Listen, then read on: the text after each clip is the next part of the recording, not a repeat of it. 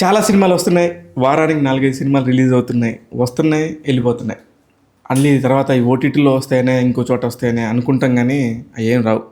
అలా చాలా ఆగిపోతున్న సినిమాల మధ్యలో ఒక సినిమా నేను ఉన్నానంటూ ముందుకు వచ్చింది. ఆ సినిమా పేకమేడలు. నాకు మొదటి నుంచి ఈ సినిమా ఎందుకు కొడుతుంది అని అనిపించిన రీజన్ ఏంటంటే, అది చాలా మధ్యతరగతి కంటే చాలా దిగువ తరగతిలో ఉన్న వాళ్ళ స్టోరీ. ఈ పాయింట్ తీసుకున్నప్పుడు చాలా ఇంట్రెస్టింగ్ అనిపించింది. ఆ సినిమా ప్రొడక్షన్కి సంబంధించి క్రేజీ హ్యాండ్స్ ప్రొడక్షన్ అనగానే నాకు అందులో ఒక హీరో ఉంటాడు, రాకేష్ వరే అని. ఆయన కలవాలనిపించింది. సార్ రాకేష్ వరే గారు, హాయ్, హలో, కంగ్రాచులేషన్స్ ఫస్ట్ మీకు. Thank you. ఎందుకంటే కంగ్రాచులేషన్స్ చెప్పొచ్చు అనుకుంటున్నాను. చెప్పచ్చండి, చెప్పచ్చు కదా. చెప్పచ్చు. దేనికంటే ఇంత ఫైట్లో ఇప్పుడు థియేటర్కి జనాన్ని 10 మందిని తీసుకురావాలంటే ఎంత కష్టమో నాకు తెలుసు. అవును సార్. ఈ టైంలో మీరు అసలు ఎవడు నోటెడ్ ఆర్టిస్ట్ లేరు, అందరు కొత్త వాళ్ళు, కొత్త director, as a production house మీరు కొత్త వాళ్ళే. ఇంతకుముందు ఒక సినిమా చేసినా కూడా ఫస్ట్ పేకమేడల్కి సంబంధించి అసలు మీ ఎక్స్పీరియన్స్ ఏంటి సార్? లేదు సార్, చాలా 2.5 years ప్రాజెక్ట్ పేకమేడల్. అయితే ఇనిషియల్గా అయితే మాకు జస్ట్ హానెస్ట్ చాలామంది క్వశ్చన్స్ స్టార్టింగ్ వచ్చాయండి. ఎప్పుడైతే స్క్రిప్ట్ పికప్ చేసుకున్నామో, ఇది ఎలా మనం ఎక్కడ చేస్తున్నాం, ఓటీటీకి చేస్తున్నామా లేకపోతే థియేటర్కి చేస్తున్నామా అనేది చాలా క్వశ్చన్స్ వచ్చాయి. సో ఫస్ట్ అయితే అవన్నీ పక్కన పెట్టేసుకుని మనం ఈ కథకి ఏం కావాలో చేద్దామని. ఒక్కసారి సినిమా అంతా అయిపోయిన తర్వాత ఆర్ మధ్యలో ఎక్కడ విల్ స్టార్ట్ డిస్కషన్స్ అని. సో సినిమా అయిపోయిన తర్వాత మాకు గట్ ఫీలింగ్ ఏమొచ్చిందంటే, ఎస్పెషల్లీ ఆ క్లైమాక్స్, ప్రీ క్లైమాక్స్ నుంచి క్లైమాక్స్, ఓటీటీ ప్రపోజల్స్ కూడా ఉన్నాయండి. అప్పుడు అనిపించింది ఇది ఓటీటీ కాదు, ప్రాబబ్లీ ఒక్కసారి థియేటర్కి ట్రై చేద్దామని. అంటే మనం ఫస్ట్ థియేటర్ అనుకుని చేయలేదు, చేసేసాం సార్. చేసేసిన తర్వాత ఓటీటీ డీల్స్ అనేది స్టార్ట్ అయినాయి. ఒరిజినల్స్ లాగా ఏమైనా కన్సిడర్ చేస్తారా అనేది. సో అదేంటంటే బ్యాక్ అండ్ ఫోర్త్ వెళ్తుంది. టైం దొరికితే వేరే ఆలోచనలు మారుతాయి కదా. కరెక్ట్. సో అప్పుడు మాకు కొన్ని స్క్రీనింగ్స్ రన్ చేసామన్నమాట, ర్యాండమ్ ఆడియన్స్కి అంతా. వాళ్ళు అసలు చాలా టెరిఫిక్ రెస్పాన్స్ వచ్చింది. మనం తీసింది ఒక నార్మల్గా హానెస్ట్గా ఒక సినిమా తీసాం, ఈ రెస్పాన్స్ అంతా చూసేసరికి probably we're missing on something. ఇప్పుడు థియేటర్ సినిమా అనేది కొంచెం ఇంపాక్ట్ ఉన్న సినిమా అంటేనే కొంచెం ఇట్స్ రేర్ ప్రస్తుతానికి. అవును, ప్రాబ్లీ అది మనం మిస్ చేసుకుంటామేమో ఓటీటీకి ఇచ్చేసని అప్పుడు ఇంకా తీసేసుకున్నాం స్టాండ్, లెట్స్ డూ ఎ థియేటర్కి రిలీజ్. కానీ అసలుకి నేను ఒకటొకటి స్టార్ట్ చేస్తాను రాకేష్ గారు. ఎలాగంటే అసలు మీ ప్రయాణం ఏంటి, ఇండస్ట్రీకి సంబంధం ఏంటి, మీరేమన్నా నెపో కిడ్డా లేదా అసలుకి మీరు ఒక చిన్న బాహుబలిలో ఒక చిన్న క్యామియో చేశారు. అంటే క్యామియో కదా, దట్స్ ఎ బ్యూటిఫుల్ క్యారెక్టర్ మీకు. దాంతో రాకేష్ అనే అతనికి ఒక ఫేమ్ వచ్చింది. అలా ఉన్నోళ్ళు క్యారెక్టర్స్ చేసుకోకుండా this is a risky business. అవును sir, it's a full gambling. ఎలా అసలు ఇందులోకి వచ్చారు, అసలు మీ బ్యాక్గ్రౌండ్ ఏంటి చెప్పండి నాకు. నేనైతే నెపో కిడ్స్ కాదు sir, just passionate kid.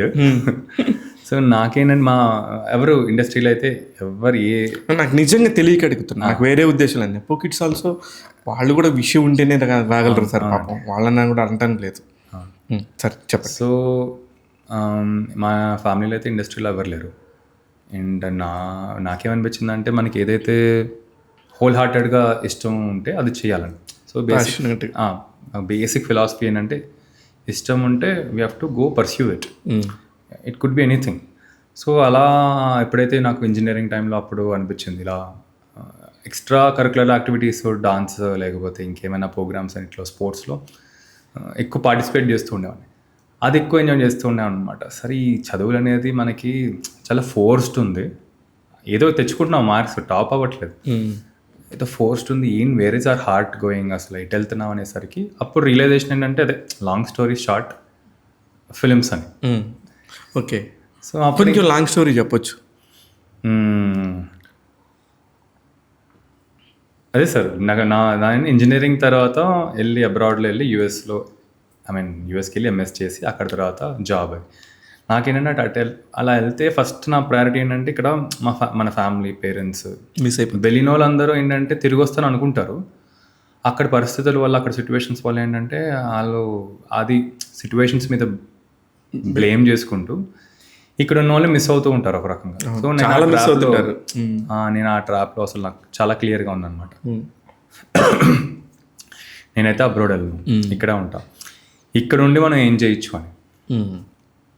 So ఆ థాట్ ప్రాసెస్లో సరే మల్టిపుల్ థింగ్స్ లైక్ మా ఫాదర్ కన్స్ట్రక్షన్ బిజినెస్ ఉంది, దాంట్లో వెళ్ళాలా, లేకపోతే మా ఫాదర్కి సపోర్ట్ చేయాలా, లేకపోతే మనం ఇక్కడ ఏమన్నా MBA చేసి ఇక్కడ చేద్దాం, ఫిలిమ్స్ అనేది ఒక ఆప్షన్. సో అన్నీ ట్రై చేస్తున్నా సార్. మెంటల్లీ మా ఫాదర్ బిజినెస్లో I put myself and see, అక్కడ ఎందుకో హౌల్ హార్టెడ్గా వెళ్ళట్లేదు. తర్వాత MBA చేస్తే డెఫినెట్గా ఏదో డబ్బులు వస్తాయి, హోల్ హార్టెడ్గా వెళ్ళట్లేదు. ఎప్పుడైతే ఫిలిమ్స్ అనేసరికి సడన్గా మ్యాగ్నెట్ లాగా వెళ్ళిపోయాం. ప్రాబ్లీ ఇది సైన్ ఏమో, we have to at least try before saying no అని అనుకుని అలా అది స్ట్రాంగ్గా ఉండింది మీకు మైండ్లో. స్టార్టింగ్ నేను ట్రై లాగే స్టార్ట్ చేశాను sir, back and fourth try చేద్దాం వెళ్ళే కొద్దీ నాకు ఎప్పుడైతే ఇండస్ట్రీలో కొంచెం గట్టిగానే తిరిగా స్టార్టింగ్ అంతా, ఆడిషన్స్ అవన్నీ ఇచ్చుకుంటూ.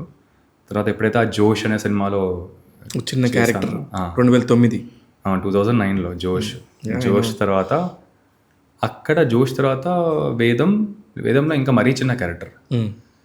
తర్వాత బద్రీనాథ్లో నాకు అర్థమైందనమాట, బద్రీనాథ్ కొంచెం లార్జర్ దెన్ ది లైఫ్. అప్పటికి చాలా పెద్ద, అంటే most expensive film. That's the టైంలో అది చాలా పెద్ద film actually.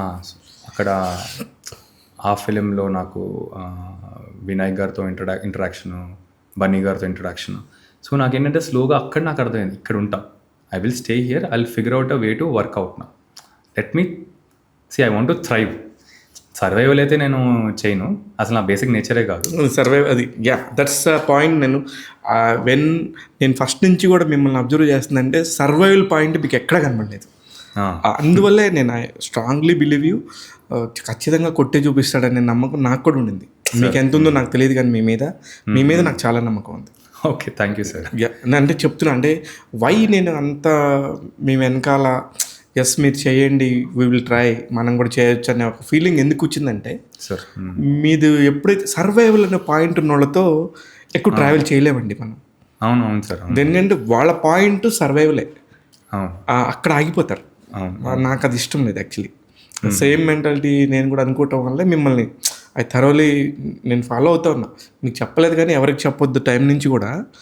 You pick something very పర్ఫెక్ట్గా జెన్యున్గా పట్టుకుంటున్నారు. అదే సార్ అని అప్పుడు నాకు అర్థమైంది. అప్పుడు okay, he's a very passionate గా అనేది నేను గమనిస్తున్నా, మిమ్మల్ని చూస్తున్నా. కానీ మళ్ళీ మన ఇద్దరం కలవలేదు. బద్రీనాథ్ టైంలో మీకు అర్థమైంది. సో ఆ స్పేస్లో నాకు అర్థమైన తర్వాత అప్పుడు నాకు ఏమర్థమైందంటే దీనికి ప్రిపరేషన్ కావాలని. ఈ ప్రిపరేషన్ లేకుండా మనకి వెళ్ళిపోయి ఆడిషన్స్ ఇచ్చేసి అలా కాదు, యాక్టర్గా ప్రిపరేషన్ కావాలి. నేను ఇంకా గ్రౌండెడ్ అవ్వాలి, ఇంకా నాలెడ్జ్ పెంచుకోవాలి, ప్రాబ్లీ వరల్డ్ సినిమా నేను ఇంకా చూడాలి, బెటర్గా అండర్స్టాండ్ చేసుకోవాలి. అప్పుడు గ్రూప్ అవడం స్టార్ట్ అయ్యండి. ఒక గ్రూప్ మంచి, దాంట్లోనే కేతన్ కూడా, కేతన్ రవి ఉండేవాడు కదా సార్. కేతన్ రవి మేమందరం యాక్టింగ్ స్టూడెంట్స్ అనమాట. మహేష్ సార్ అని ఆయన. కేతన్ అంత లోపల ఉన్నట్టుంటాడు కదా, ఇన్హిబిషన్ లేదు, మంచి యాక్టర్, బాగా యాక్టింగ్ చేసేవాడు. సో మేమందరం గ్రూప్ అయ్యి అటు యాక్టింగ్ ప్రాక్టీస్ చేస్తూ, మహేష్ సార్ అని ఉండేవాళ్ళు, ఆయన NSD ఫ్యాకల్టీలో అనమాట. Okay, NSD national school of drama. అక్కడ ఆయన ఇక్కడ మాకు ట్రైనింగ్ ఇస్తూ ఆల్మోస్ట్ డే అంతా, ఒక సగం డే అంతా ట్రైనింగ్. మేము సినిమాస్ గురించి మాట్లాడుకుని యాక్టింగ్ ట్రైనింగ్తో పాటు మిగతా సగం అంతా మేము హ్యాంగ్ అవుట్ అవుతూ ఉండేవాళ్ళం. ఏం చేయాలి, ఆర్ ఆడిషన్స్కి వెళ్ళాలి, అలా ఇలా ఆడిషన్స్కి వెళ్ళాలి అనేది మీకు ఎలా తెలుస్తుంది సార్? మామూలుగా ఇట్స్ జనరల్ ఎంతూజియాస్టిక్ క్వశ్చన్. అంటే నాకు ఇంకా ఆడిషన్స్ వెళ్తేనే మనం ఫార్వర్డ్ మూవ్ అవుతామని అర్థమైంది సార్. ఓకే, ఆడిషన్స్ వెళ్ళకుండా మన దగ్గరికి ఆపర్చునిటీస్ అనేది నాకు ఎందుకో అలా కూర్చోబుద్ది అవుతుంది. Have to be action oriented. కొంతసేపు కూర్చోగలుగుతాం కానీ 1-2 days, మంత్స్ అండ్ మంత్స్ కూర్చుని మిరాకిల్ అవ్వాలి అంటే అసలు అవ్వదు సార్. ఆ రియలైజేషన్ అయితే నాకు ఇండస్ట్రీలో ఇంకా ఎక్కువ అనిపించింది. కాన్స్టెంట్లీ ఎంత పర్ఫెక్ట్గా చెప్పారంటే ఇది కరెక్ట్. అది అయితే అప్పుడు ఏమనిపించింది సార్ 2010 తర్వాత బద్రీనాథ్ చేస్తున్న టైంలో? సో అదే బద్రీనాథ్కి నాకు క్లారిటీ ఏమొచ్చిందంటే ప్రిపరేషన్ అనేది చాలా ఇంపార్టెంట్. అండ్ ఇదేంటంటే చాలా అన్కన్సిస్టెంట్గా ఉంటుందండి. మళ్ళీ ఒక పద్ధతి కాదు కానీ అండి, ఒక స్ట్రక్చర్ ఉంటుంది మనకి. అంటే ఇక్కడికి వెళ్తే ఈ స్ట్రక్చర్ అనేది లేదు అసలు, ఇండస్ట్రీకి స్ట్రక్చర్ లేదు బేసికల్గా. అంటే సక్సెస్ అవుతామనే ఒక గ్యారంటీ అనేది ఆ ఇన్కన్సిస్టెన్సీ ఇప్పుడు ఎనీ పాయింట్లో దొరుకుతుంది. సో ఆ సక్సెస్ వెనకాల మరీ డెస్పరేట్గా వెళ్ళే కన్నా వెళ్ళాను సార్. అది కూడా సక్సెస్ వెనకాల అవ్వాలి అది మన చేతిలో ఉండదు కదా. కరెక్ట్. క్యారెక్టర్ రోల్ చేస్తాం, దాంట్లో డిపెండ్స్ అపాన్. ఇలా కాదు, లీడింగ్ యాక్టర్గా మనం ఇంకా స్టార్ట్ చేసేయాలని 2013 నుంచి ఇంకా వెతకడం స్టార్ట్ చేశాను అనమాట. ఓకే, వీ హ్యావ్ ఎక్స్పీరియన్స్ ఎంత వచ్చిందో సరిపోతుంది, మన హీరో అవుదాం ఇంకా అయిపోవాలని వెళ్ళి 3 ఫిలిమ్స్ యాక్చువల్గా దాంట్లో 2 స్టార్ట్ ఆగిపోయినాయి సార్. చెప్పండి, ఆ పేర్లు చెప్తారా లేదని వెయిటింగ్ నేను. ఒకటేమో శశికిరణ్ టిక్కమ్మ, గూఢచారి డైరెక్టర్. రైట్. ఎందుకు ఆగింది అది నాకు తెలుసు. అది ఇంకా అంతే సార్, అది కొంచెం మేమంతా ఫిగర్ అవుట్ చేసుకున్నాం ఎందుకు. అది చాలా రీజన్స్ వల్ల. యాక్చువల్లీ మంచి డైరెక్టర్ కదా అతను, చాలా మంచి డైరెక్టర్. యాక్చువల్లీ కమిట్ అయితే మాట తప్పడు. శశి నాకు ఐడియా ఉంది. అట్లాంటి పరిస్థితుల్లో మీ ప్రాజెక్ట్ ఎందుకు ఆగిపోయింది? ఇంకా అంతే, అది ప్రొడక్షన్ వల్ల డిలే అయిపోయింది అటు సైడ్. అది వేరే ప్రొడక్షన్ మంది కాదు. ఓకే, మన అసలు ప్రొడక్షన్ చేయటం అసలు ఐడియా కూడా లేదు. ఫస్ట్ హీరో అవ్వాలి, నెక్స్ట్ హీరో. శశికిరణ్ తిక్క మరి మిమ్మల్ని ఎందుకు పట్టుకున్నారు? ఆడిషన్ సార్, అప్పుడు ఆడిషన్కి. అక్కడ ఆడిషన్ నేను అభిజిత్, మన అభిజిత్ ఉంది కదా బిగ్ బాస్, మేమిద్దరం లీడ్ యాక్టర్ అనమాట. అక్కడ ఆల్మోస్ట్ 2 years ఉన్నాం అనమాట. బ్యాక్ అండ్ ఫోర్త్, అది చాలా సేపు. 2 years. 2 years. అప్పుడు బాహుబలి ఓపెనింగ్ కూడా అయింది నాకు తెలిసి 2013 బాహుబలి 1కి కమిట్ అయ్యాను. బాహుబలి 1 కమిట్ అయ్యి ప్యారల్గా ఇది ఇంకా స్టార్ట్ చేసేద్దాం, ఇది ఇంకా I think we have to start అని. అది ఆగిపోయింది. తర్వాత ఇంకొక పెద్ద డైరెక్టర్ జయంతి పరంజయ్ గారితో ఒక ప్రాజెక్ట్. ఓకే, అది ఎందుకు ఆగిపోయింది? అది అటు ప్రొడ్యూసర్ బ్యాక్అవుట్ అయిపోయినట్టున్నారండి. ఓకే, అంతా మొత్తం రెడీ అయిపోయింది, అంతా స్టార్ట్ అనుకుంటున్న టైంలో అది ఆల్మోస్ట్ 8 months దాంతోపాటు ట్రావెల్ చేసి. కానీ దానికి వర్క్ కూడా ఇది పలానా టైటిల్ అని అవన్నీ కూడా ఇచ్చినట్టున్నారు. అంటే అది డిక్లేర్ అయితే ప్రెస్కి అయితే చేయలేదు. ఆ ఫోటోషూట్స్ ఇవన్నీ, అదే ఫోటోషూట్స్ అది నాకంటే నేను మీడియాకి వచ్చినాయి కాకుండా కొంచెం మనం కూడా ఇక్కడే ఉన్నాం కదా సార్, ఇండస్ట్రీలోనే కొంచెం తెలుస్తూ ఉంటాయి. సో అది ఏంటంటే ప్రొడ్యూసర్ సైడ్ నుంచి అది వర్కౌట్ అవ్వక అది అయిపోయింది. సో నాకు గబుక్కని రియలైజేషన్ అంటే గబుక్కని కాదు, ఆల్మోస్ట్ 3 years. 3 years. శోభ గారు ఏమన్నారండి? శోభ గారు అంటే వాళ్ళందరూ చదువుకుంటానన్నా కదా, సో వాళ్ళు in fact they're figuring out a possibility. ఇప్పుడు రాకేష్ ఇప్పుడు స్కెడ్యూల్ అనేది ఫస్ట్ కాకుండా తర్వాత లాస్ట్కి ఏమైనా చేయొచ్చా అనేది. సో శోభ గారు హెల్ప్ మీ అవుట్. ఆయన స్కెడ్యూలింగ్ ఆయనే, ఇంకా అప్పుడు స్కెడ్యూలింగ్ స్టార్ట్ చేయలేదు. ఏది ఇది మీరు చెప్పేది? బాహుబలి 2 అండి. 2కి. ఓకే ఓకే, అందులో ఆ సీన్ లేకపోతే ఏముంది సార్? ఆ సీన్ అయిపోయింది, ఫింగర్ కట్ ఆఫ్ సీన్లో ఉందన్నమాట. అదే ఫింగర్ కట్ ఆఫ్ సీన్ టెంపుల్లో. ఓకే, సో అదొక్కటే ఉంది. సరే నేను వెళ్ళొస్తానండి, నేను 2-3 monthsలో వచ్చేస్తాను అట్లీస్ట్ అని. 2 months 3 months అని చెప్పేసి 1 year వరకు అక్కడే ఉన్నా. అక్కడ ఫస్ట్ రైటింగ్ ప్రాసెస్ నేర్చుకున్నాం, తర్వాత ఫస్ట్ డైరెక్షన్ అని స్టార్ట్ చేసాం. డైరెక్షన్ తర్వాత డైరెక్షన్ కాదు, రైటింగ్ ఇంపార్టెంట్ అని రైటింగ్ ఒక 4 months పాటు రైటింగ్ కోర్స్. తర్వాత జస్ట్ అసలు యాక్టింగ్ ఎలా ఉంటుందని ఇంకొకటి యాక్టింగ్ యాడ్ చేసుకుని చిన్న చిన్న ఇప్పుడు ఇలా బూమ్ బాయ్ అంటారు, బూమ్ పట్టుకోవడానికి. సో అలా కొన్ని చేశాను. కొన్ని చిన్న చిన్న యాడ్స్ ఉంటాయి, సో ఆ యాడ్స్ కన్నీ నేను చేసేవాడిని అక్కడ యూఎస్లోనే. సో అప్పుడు ఏం అనిపించలేదే సార్, ఏంటి నేనేంటి ఇదంతా అంటే ఆ ఫ్లోలో వెళ్ళిపోయాం కదా సార్. ఏది మనకు అంటే అప్పుడు మైండ్ సెట్ ఏంటంటే నాలెడ్జ్ ఎక్వైర్ చేసుకోవాలి, ఎందుకంటే ఇండియాకి వెళ్ళిన తర్వాత నాకు ఆపర్చునిటీ ఉండదు ఇంత అన్ని లెవెల్స్కి వెళ్ళి చేయడానికి. సో మ్యాక్సిమం టు మ్యాక్సిమం ఏంటంటే ఏదైనా నేను చేస్తాను ఫిల్మ్ సెట్ మీద ఉండాలని. మొత్తానికి దిస్ ఈజ్ ద డెస్టినీ అనేది క్లారిటీ. అది ఇంకా క్లారిటీ వచ్చింది సార్. దీంట్లో ఇంకా ఎక్సెల్ ఎలా అవ్వచ్చు, ఇప్పుడు ఇక్కడ ఉండాలి కానీ ఎక్సెల్ ఎలా అవ్వచ్చు అనే పాయింట్తోనే మీరు యూఎస్ వెళ్ళారు. ఎక్సెల్ ఎలా అవ్వచ్చు, నాకు నాలెడ్జ్ ఉంటే కాన్ఫిడెన్స్ వస్తుంది కదా సార్, అదొక డిఫరెంట్ కాన్ఫిడెన్స్ ఉంటుంది. సో అలా ఇంకా వెళ్ళి ఇంకా వలి గారు ఫోన్ చేశారు, రే అందరు అయిపోయారు నువ్వు ఇంకా రా ఇక్కడికి అనేసరికి వెంటనే వచ్చేసి అదే బాహుబలి 2 చేస్తాను. సూపర్. అసలు బాహుబలి 2 వల్లే మీకు ఆ రికగ్నైజేషన్ వచ్చింది.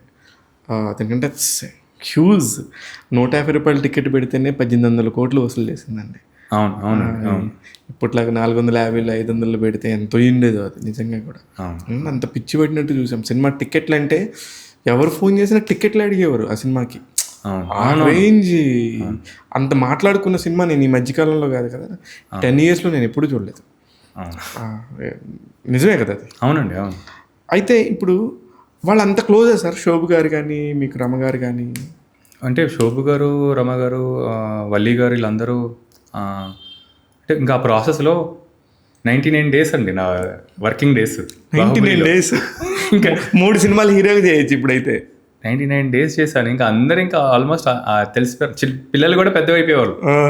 సో రమ గారి పిల్లలు, వల్లి గారి పిల్లలు అందరూ, లక్ష్మి గారు అదే శోభు గారు వాళ్ళ వైఫ్, వాళ్ళందరి పిల్లలు అంత మంచిగా వాళ్ళు ఏంటంటే అందరూ సెట్లోనే తిరుగుతూ ఉంటారు పిల్లలు. అవును, అందరూ వాళ్ళు 15 మంది ఉంటే ఆ పిల్లలు ఇంకో 15 మంది, 30 మంది దాకా 40 మంది దాకా ఉంటారు అక్కడే.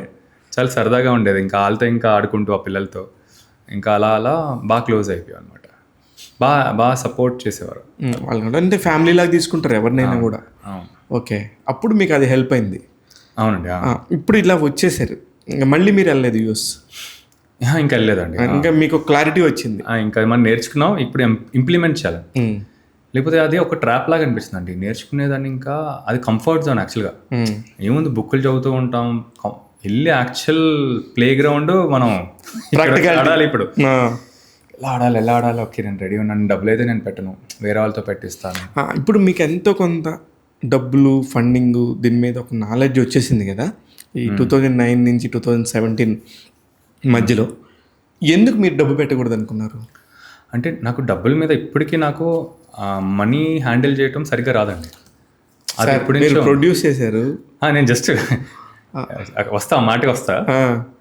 అక్కడి వరకు 2000 నేనైతే ఓన్లీ ఎగ్జిక్యూట్ చేస్తాను. నేను క్రియేటివ్ ప్రొడ్యూసర్గా ఉండి నేను ఎగ్జిక్యూట్ చేస్తాను. ఒక ఎగ్జిక్యూటివ్ ప్రొడ్యూసర్ని పెట్టుకుని ఒక ప్రొడ్యూసర్ ఏమో డబ్బులు పెడతాడు. అండ్ బ్యానర్స్ నాకు అప్పటికెళ్ళి అన్ని పెద్ద బ్యానర్స్తో వర్క్ చేశాను కాబట్టి నేను తెచ్చుకుంటాను అని. తర్వాత ఏమైందంటే నాకు వెళ్ళి చాలామందికి పిచ్ చేసేవాడిని, అందరికీ నచ్చేది కానీ ఎవరికి చెప్పొద్దు స్క్రిప్ట్ సార్, ఎవరికి చెప్పొద్దు. నేను చెప్పారు చాలామందికి. అసలు ఒక 10 పెద్ద ప్రొడక్షన్ హౌసెస్ ఈజీగా తిరుగుంటా. అందరు విన్నారు కూడా, మీకు టైం ఇచ్చారు. కింద మీద పడి నేను డైరెక్టర్ వెళ్ళి ఆల్మోస్ట్ ఒక 4.5 months ఇదే పని అనమాట మాకు. ఆ డైరెక్టర్ని ఎలా పట్టుకున్నారు? ఇంకా అంతే సార్, ఇక్కడ వచ్చిన తర్వాత ఇంకా హంట్ అనమాట, ఎవడు చేయడు నాతో పాటు. బట్ స్టిల్ ఒక్కొక్కరికి ఫోన్ చేసి నేను ఇలా వర్క్ చేద్దాం అనుకుంటున్నాను అది ఇది అనేసరికి పెళ్లి చూపుల్లో టీమ్ నాకు కొంచెం క్లోజ్ అనమాట. రంజిత్ అని మా ఎగ్జిక్యూటివ్ ప్రొడ్యూసర్. రంజిత్ తెలుసు. సో రంజిత్ చెప్పాడు ఇలా పెళ్లి చూపులు కో డైరెక్టర్ దగ్గర ఒక స్క్రిప్ట్ ఉంది, చాలా బాగుంటుంది అది ఇది అని. అతను రాడు నా దగ్గరికి, నేను నీతో ఎందుకు చేస్తాను, నేను ఆ స్టార్తో చేసుకుంటా ఈ స్టార్తో చేసుకుంటా అని. అరే నువ్వు రారా నాయన ఒకసారి కలుద్దాం అనేసరికి రాడు. ఇలా కాదు అనేసరికి ఇంకా వాళ్ళ దగ్గర నుంచి వీళ్ళ దగ్గర నుంచి నేను రిక్వెస్ట్ చేసి రికమెండ్ చేస్తే ఇంకా సచ్చినట్టు వచ్చి కూర్చున్నాడు నా ముందు. నేను చెప్పాను నువ్వు స్టార్స్తో చెయ్యి, నాకు అసలు ప్రాబ్లమే లేదు. అక్కడ నీకు నెక్స్ట్ 2 monthsలో అవ్వలేదంటే నా దగ్గరికి రా, మనం అవైలబుల్ విత్ యూ. మీరు అప్పటికే కథ విన్నారా? నేను వినలేదు, నాకు బ్రీఫ్గా తెలుసు లైన్ ఏంటో. నేను ఉంటాను, వచ్చి నాకు పిచ్ చేయాలి. సో తనకి ఇంక 1 monthలోనే తిరిగి వచ్చాడు, వచ్చి I'll pitch you the script, నచ్చితే చేద్దామని. ఇప్పుడు సూపర్. అప్పుడు ఎవరికి చెప్పదు స్క్రిప్ట్, నాకు పిచ్ చేశాడు అనమాట. ఓకే, ఇంకా అక్కడి నుంచి ఇద్దరం కలిసి ఇంకా జర్నీ స్టార్ట్ చేస్తాం. మరి ఇప్పుడు ఇంత వరల్డ్ తిరిగి వచ్చిన మీరు, ఇంత వరల్డ్ సినిమా గురించి కొద్ది గొప్ప మాట్లాడుకొని చూసి తెలిసిన మీరు ఎవరికి చెప్పొద్దు అనేది ఒక చిన్న పాయింట్. అవును సార్. రైట్, దాన్ని ఎలా పిక్ చేసుకున్నారు? సో నాకు ఇంట్రెస్టింగ్ ఏమనిపించింది అంటే ఎవరికి చెప్పొద్దులో మనకి బడ్జెట్స్ అనేది పెట్టుకున్నా సార్. ఈ బడ్జెట్స్లో మనం మీ మీద మీకు ఎంత బడ్జెట్ ఉంటుందని మీ నమ్మకం? నేను 1 CR అని పెట్టుకున్నాను అనమాట. 1 CRలో అప్పుడు పెళ్లి చూపులు వచ్చింది కదా, ఆ ట్రెండ్లో ఇంకో 1 CRలో ఇది రావాలి, ఇది చేద్దాం, 1 CRకి మనం ప్రొడ్యూసర్ని మనం తీసుకొచ్చేయచ్చు అని అలా పెట్టుకున్నాం సార్. మన ప్రొడ్యూసర్లు ఎక్సైట్ అయ్యారు కానీ స్క్రిప్ట్కి, ఆ క్యాస్ట్ అనే దాని మీద అమ్మో అది ముట్టుకున్నామంటే మనకి తెలియదు ఎటు వెళ్తుందో, సెన్సిటివ్గా ఉంది ఇది అది అని. కానీ మీ ఆ ట్రైలర్లో ఆ క్యాస్ట్ అనే పాయింట్ చూసి ఆ సినిమా ఎప్పుడు వస్తుంది ఎదురు చూసాను నేను. అసలు అదే అండి ఇంట్రెస్టింగ్ పాయింట్ నాకు కూడా అనిపించింది. మనం ఎక్కడ క్యాస్ట్ని మనం ఎగతాళి చేయట్లేదు, అవును కరెక్ట్ మనం జస్ట్ క్యాస్ట్ టాపిక్ చెప్తున్నాం. మీదే కులం. అది సరదాగా మనకి అది ఎలా మాట్లాడుకుంటాం మనం ఇంట్లో ఉన్నప్పుడు అలాగే చేద్దాం. అది ఎలా ల్యాండ్ అయిందంటే చాలా మందికి ఇది వేరే రకంగా వెళ్ళిపోద్దేమో మన క్యాస్ట్ని. కరెక్ట్. బట్ అప్పుడు ఏంటంటే ఎవరికి మనకి ఫార్వర్డ్ రాలేదు. అప్పుడు నాకు ఇంకొకసారి అనిపించింది I have to take a stand again. ఈసారి డబ్బులు తేవాల. నాకేమో డబ్బులు అనేసరికి ఫుల్ అంటే అకౌంటబుల్ కూడా కదా సార్. ఇప్పుడు బాధ్యత కదా వేరే వాళ్ళకి. ఇప్పుడు నేను ఒక్కడంటే నేను మేనేజ్ చేసుకోగలుగుతాను, ఇంతమందిని ఎలా మేనేజ్ చేయగలుగుతాను అనేసరికి ఇంకా సరే we have to take a decision అని కేతన్ వీళ్ళందరూ అప్పటికలా వచ్చేసారు టీం, అంత ఫామ్ అయిపోయారు. This is from 2017 end. Yeah. అప్పుడు ఓకే అన్నారు అందరూ. అప్పుడు డబ్బులు లేవు సార్. ఎవరైతే మనకి వస్తారు అనుకున్నాము మనం ప్రొడక్షన్ హౌసెస్, వాళ్ళు రాలేదు. అప్పటికప్పుడు వెళ్ళి నేను ఇంకా మా ఫాదర్కి ఇంకా 2-3 ఫ్రెండ్స్ ఉంటారు చెప్పాను, ఇదిగో నేను సినిమా చేద్దాం అనుకుంటున్నా, మీరే నా ఇన్వెస్టర్స్, పెద్ద ఆప్షన్ లేదు ఇక్కడ, ఇప్పటికిప్పుడు నేను వెళ్ళి డబ్బులు తేవాలంటే నాకు ఎవడివ్వడు, మీరు వెళ్ళి తేవండి, మీరు వెళ్ళి నాకు తీసుకురండి, మనం ఎలా ఫిగర్ అవుట్ చేయాలో నేను తిరిగి ఎలా ఇచ్చేస్తానో నేను చెప్తాను. సో గ్రూప్ ఆఫ్ ఫ్రెండ్స్, మా ఫాదరు ఇంకా ఫ్యామిలీ మెంబర్స్ అందరూ చందాలన్నమాట. లైక్ కొందరు వేసుకుని అలా ఇంకా స్టార్ట్ చేస్తాం సార్. ఇంకా మొండిగా ఇంకా వెళ్ళిపోయింది. ఇంకా ఫస్ట్ స్టార్టింగ్ ఇచ్చింది ఎవరు సార్? ఫాదరే సార్. మీ ఫాదర్ ఎంత ఇచ్చారు ఫస్ట్? ఒక స్కెడ్యూల్కి అని చెప్పాను అనమాట, ఇంత అనేది. ఫస్ట్ శాలరీస్ అక్కడ సార్, అక్కడ తిప్పి కొడితే 1,00,000 కూడా ఉండదు. సో 1,00,000 రూపాయలు అలా సరే తీసుకొని ఇచ్చి అలా స్టార్ట్ చేశాం. అంటే కన్స్ట్రక్షన్లో ఉన్నారు కదా, చాలా బిగ్ మనీ చూసుంటారు వాళ్ళు. అంటే వాళ్ళు అట్లీస్ట్ రొటేట్ చేయగలుగుతారు కదా. అంటే ఇప్పుడు కన్స్ట్రక్షన్ అంటే నాకు అంత పెద్ద కన్స్ట్రక్షన్ కూడా కాదు సార్ ఫ్రాంక్లీ. ఇన్ఫ్యాక్ట్ ఉండుంటే నాకు నిజంగానే ఆయన్ని అడిగేవాడినేమో ఆ 2 సబ్జెక్ట్స్కి, శశికిరణ్ టిక్కాది ఇంకా. సో నాకేంటంటే ఆయన కెపాసిటీ తెలుసు. ఇప్పుడు ఈయన కెపాసిటీ కన్నా మనం మించి చేయలేము కూడా కరెక్ట్ కాదు, తేలేరు. కొంత అడుగుతాం మనకి, ఈయన దగ్గర ఎంతవరకు మనం తీసుకుందాం, వాళ్ళ దగ్గర నుంచి ఎంతవరకు తీసుకుందాం. అలా స్టార్ట్ చేసిన సినిమా ఎవరికి చెప్పదు. సూపర్ అండి. అంటే క్రేజీ యాంట్స్ అనేది ఎందుకు వచ్చింది? క్రేజీ యాంట్స్ అప్పటికి వెళ్ళేసరికి నేను ప్రొడ్యూసర్ అని నెల ముందు తెలిసింది సార్. ఓరి నాయన ఇప్పుడు ప్రొడక్షన్ హౌస్ కావాలి అన్నారు. ప్రొడక్షన్ హౌస్ ఏంటనేసరికి ఎప్పుడూ అనుకున్నాను అనమాట. హ్యాండ్స్, టీమ్ వర్క్ అదంతా ఎగ్జాక్ట్లీ ఆ పాయింట్ చెప్పడానికి హార్డ్ వర్క్ అనమాట. కన్సిస్టెంట్గా అందరు గ్రూప్గా ఉంటారు, ఒకటే లైన్లో వెళ్తారు. సో నాకు హ్యాండ్స్ అనేది చాలా అన్నిటికన్నా ఇంట్రెస్టింగ్ క్యారెక్టరిస్టిక్స్. వీళ్ళు క్రేజీగా ఉంటే ఇంకా క్రేజీనెస్ యాడ్ అయితే బాగుంటుందేమో అని అప్పటికప్పుడు ఇంకా క్రేజీ యాంట్స్ని వచ్చాం అనమాట. బాగుంది. అందరూ అపోజ్ చేయలేదా ఎవరు? ఇంకేమన్నా కొత్తగా అసలు ఎవరు అపోజ్ చేయలేదు. ఓకే, మా మదర్ ఒకటే అని అనుకుంటాను, దేవుడి పేరు ఏదైనా పెట్టుకోకుండా నువ్వే ఇక్కడ చీమలేంటాడు, గండు చీమలు గుండు సూదులు ఏంట్రా అన్నారా? పెద్ద పట్టించుకోలేదు. ఈ హోల్ ప్రాసెస్లో మీకు పెళ్ళి ఎప్పుడైంది సార్? నాకు ఇది 19లో సార్. 19 అదే ఆఫ్టర్ ఎవరికి చెప్పొద్దు మీకు పెళ్ళయింది. ఎవరికి చెప్పొద్దు 18లో. సారీ 18లో. అమ్మో, ఇది మీ ఆవిడకి నేను ఇది రీల్ పంపిస్తాను సార్. మీ ఆయనకి మీ పెళ్ళి ఎప్పుడు కూడా గుర్తులేదు మేడం అనుష గారు అని పంపిస్తాను నేను. అయితే ఇప్పుడు ఆ అమ్మాయి వచ్చినాక మరి ఇప్పుడు సినిమా వాళ్ళు అంటే పిల్లల్ని ఎవరు పెళ్ళిళ్ళో అనే ఒక కాన్సెప్ట్ కూడా ఉంది కదా సార్? అవును సార్. దీన్ని ఎలా ఛేదించారు? అంటే నాకు అనుష ముందు నుంచే తెలుసు సార్, నాకు కాలేజ్ మేటే ఇంజనీరింగ్ నుంచి. సో అలా తెలుసు. అమ్మాయికి ఫస్ట్ నుంచి మీరు ఇంత ప్యాషనేట్ ఆఫ్ ఫిలిమ్స్ అని తెలుసు? తెలీదా? అమ్మో, ఇదొక స్టోరీ చెప్పండి. ఏం తెలియదు. అందరూ ఇప్పుడు వెళ్ళి నార్మల్గా నాతో పాటు వస్తాడు, యూఎస్కి వెళ్ళి చేస్తాడు, లేకపోతే ఇక్కడ తనకు కూడా ఇక్కడ పేరెంట్స్ అంటే వాళ్ళతో ఉండాలని ఇష్టం అనమాట. సో ఎలాగైనా వచ్చేస్తాం కదా, ఇక్కడ ఉంటాం కదా, జాబ్ చేసుకుంటాం. సడన్గా ఎప్పుడైతే ఇలా చెప్పినసరికి తను షాక్, మా పేరెంట్స్తో పాటు తను షాక్. బట్ తర్వాత మెల్లిగా అర్థం చేసుకున్నారండి. ఓకే. అంటే వేర్ ఆమ్ కమింగ్ ఫ్రమ్ అనేసరికి అర్థం చేసుకున్న తర్వాత అదే చిన్న చిన్న రెసిస్ట్ చేస్తారు, ఎవరింట్లో ఉన్న రెసిస్ట్ చేస్తారు కదా సార్. రెసిస్ట్ చేశారు. చేసిన తర్వాత మెల్లిగా ఇంకా వాళ్ళకి పెద్ద ఆప్షన్ లేదనుకోండి, సో ఆప్షన్ ఇవ్వలేదు తను. ఓకే. చేసుకుంటే ఈయనే చేసుకుంటాను కూర్చుంది. అలా ఇంకా అయింది సార్. చచ్చినట్టు ఇంకా అందరూ ఒప్పుకోక తప్పలేదు, ఒప్పించబడ్డది, అందరిని ఒప్పించబడ్డారు అంతే. అయితే ఈ లవ్ స్టోరీ ఎన్నాళ్ళది సార్ మీది? 2004 నుంచి ఇది ఇక్కడ వరకు సార్. బా, లాంగ్ 14 years. 15 years అప్పటి వరకు. 14 years లవ్. అయితే మీకు కనబడరు కానీ చాలా పెద్ద ఏజే ఉంది. అయితే కనబడరు కానీ గట్టిగానే ఏజ్ ఉంది సార్. అయితే ఇప్పుడు అసలు సినిమా ఇండస్ట్రీ వాళ్ళతో పెళ్ళే వద్దనుకున్న వాళ్ళతో ఇప్పుడు ఫైనల్గా తీసుకొచ్చి అమ్మాయిని ప్రొడ్యూసర్ ప్లేస్లో కూర్చోబెట్టి డబ్బులు ఖర్చు పెట్టిస్తున్నారు. ఎలా ఉంటుంది సార్ అది?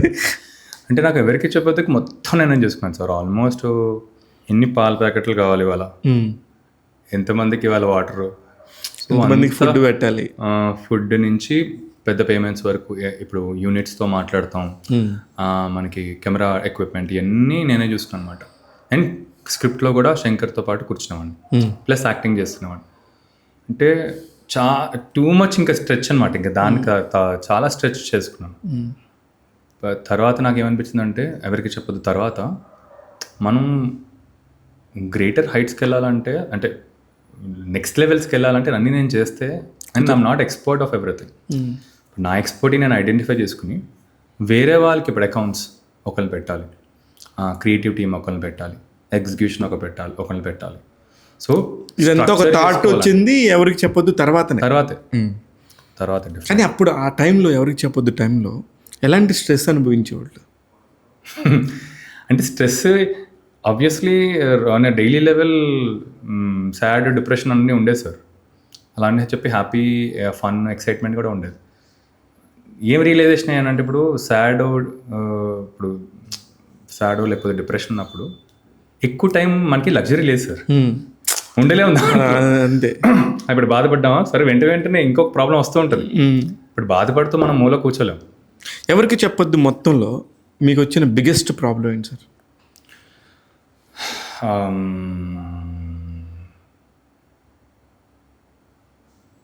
నాకు రిలీజ్ డిలే అయిపోయిందండి. ఒకసారి రిలీజ్ పోస్ట్పోన్ చేసాం. ఒకసారి డేట్ అనౌన్స్ చేసి మార్చ్ 23rd అనుకుంటా, 22nd అక్కడి నుంచి రిలీజ్ ఆల్మోస్ట్ అంతా డన్ అనుకున్న టైంలో అక్కడి నుంచి అంటే ప్రాబ్లం అని చెప్పాను కానీ సడన్గా అక్కడ ఏం చేయాలో అర్థం లేదు. అప్పటిదాకా చేసిన ప్రమోషన్ అంతా పక్కకి పోతుంది. బడ్జెట్ పెట్టేసాం మొత్తం బడ్జెట్ ఆల్మోస్ట్ ఒక 50% బడ్జెట్ వెళ్ళిపోయింది. 19th మార్చ్ 19th కలా రాజుగారు చూశారు. రాజుగారు చూసి సినిమా బాగుంది, ఇలా కాదు వేరేలా చేయాలి అని.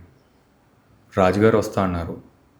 ఇప్పుడు ఏంటంటే ఈ దిల్ రాజు గారు లాంటి పెద్ద ప్రొడక్షన్ హౌస్ వాళ్ళు వస్తానన్నారు కాబట్టి అవును, ఇంకా అప్పుడు వెయిట్ చేయాలి, డిసిషన్ తీసుకోవాల్సి వచ్చింది. సరే ఈయన వస్తా అన్నారు, సో ఈయనతో పాటు ట్రావెల్ చేద్దామని.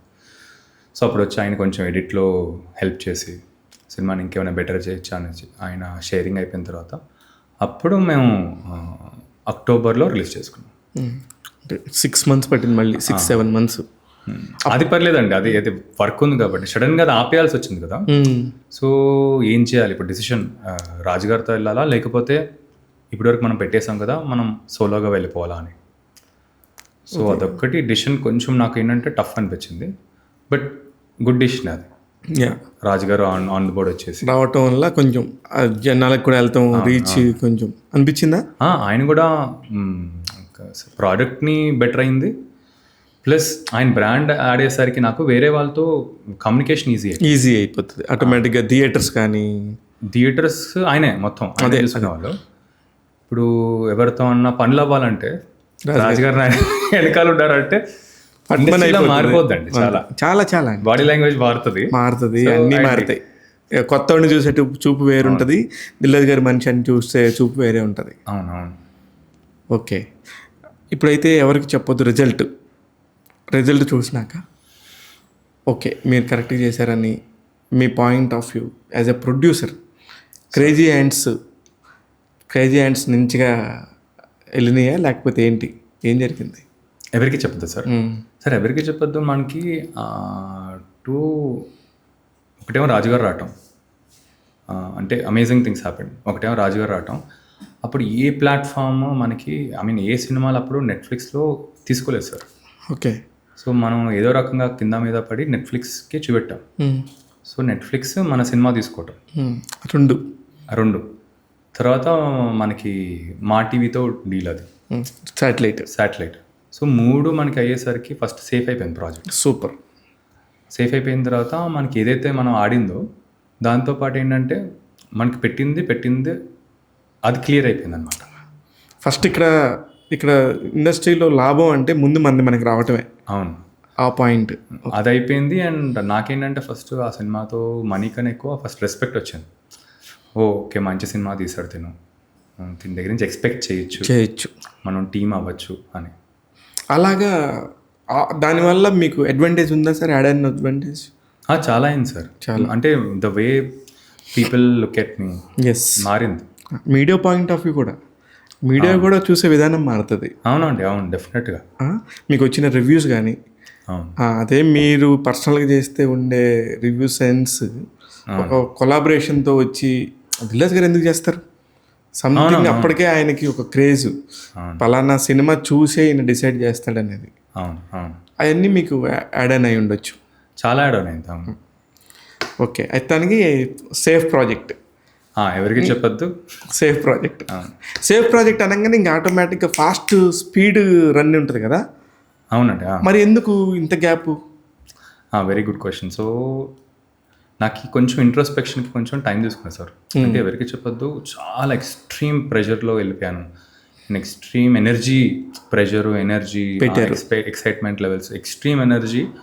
ఇప్పుడు ఈ ఎనర్జీలో మనం నెక్స్ట్ కమిట్ అయిపోయే కన్నా కొంచెం అసలు ఇంట్రోస్పెక్ట్ చేద్దాం, ఇటు వెళ్తున్నాం మనం అనేది.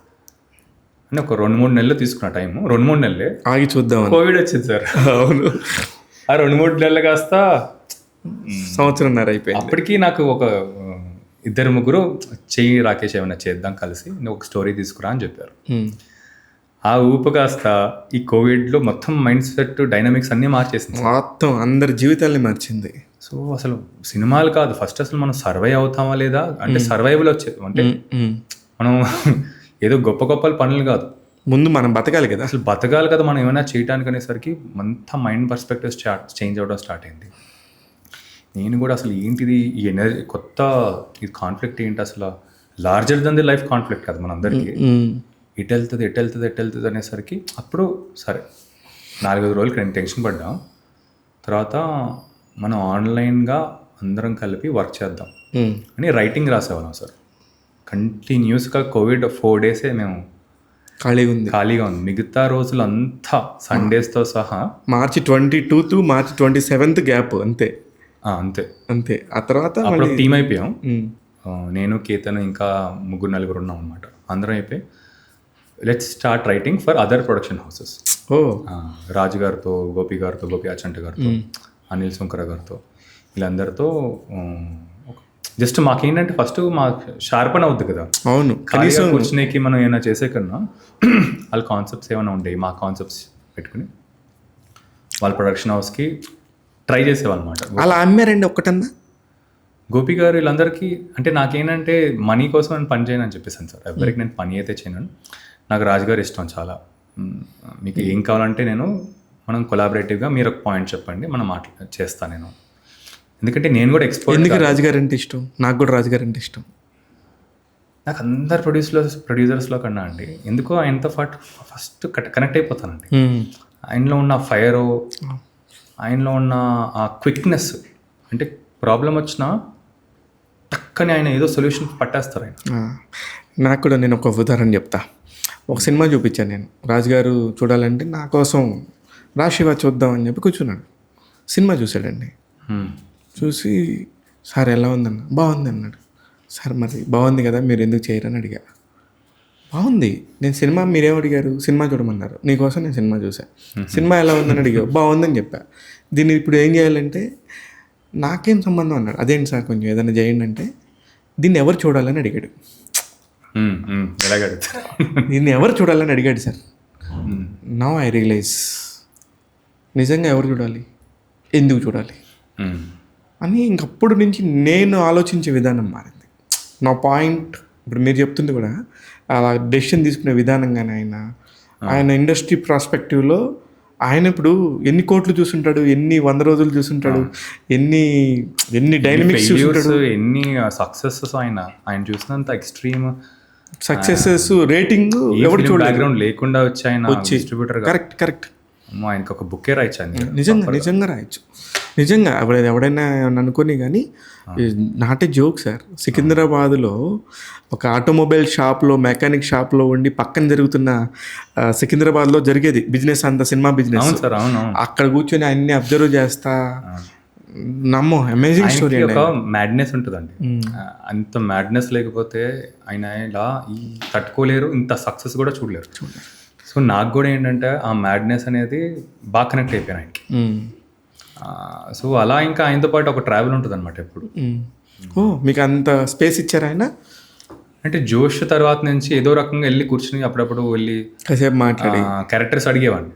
మాట్లాడటం ఉండదు ఆయన అంత టైం ఉండదు. ఆయన రోల్స్ కోసం అడిగేవాడిని అనమాట అప్పుడప్పుడు. ఏమైనా ఇచ్చారా ఎప్పుడన్నా? అంటే రెఫర్ చేసేవాళ్ళు, ఇద్దరు డైరెక్టర్కి రెఫర్ చేసేవాళ్ళు, వెళ్ళి కలిసేవాడిని. చెప్పేవారు అనమాట అప్పుడప్పుడు నేను కలిసినప్పుడల్లా, వీళ్ళతో ట్రై చేయి, వాళ్ళతో ట్రై చేయి అని. అప్పుడు ఎప్పుడైతే ఇలా ఎవరికి చెప్పొద్దు తీసానంటే, ఏదైనా చేయి కానీ ప్రొడ్యూస్ మాత్రం చేయకుండా చేయొద్దని. అవును, నువ్వు అది మాత్రం పిచ్చి పనులు చేయకని. కానీ మరి మీరు వరుసగా తర్వాత తీసుకెళ్ళి కాపీ ఇచ్చారు.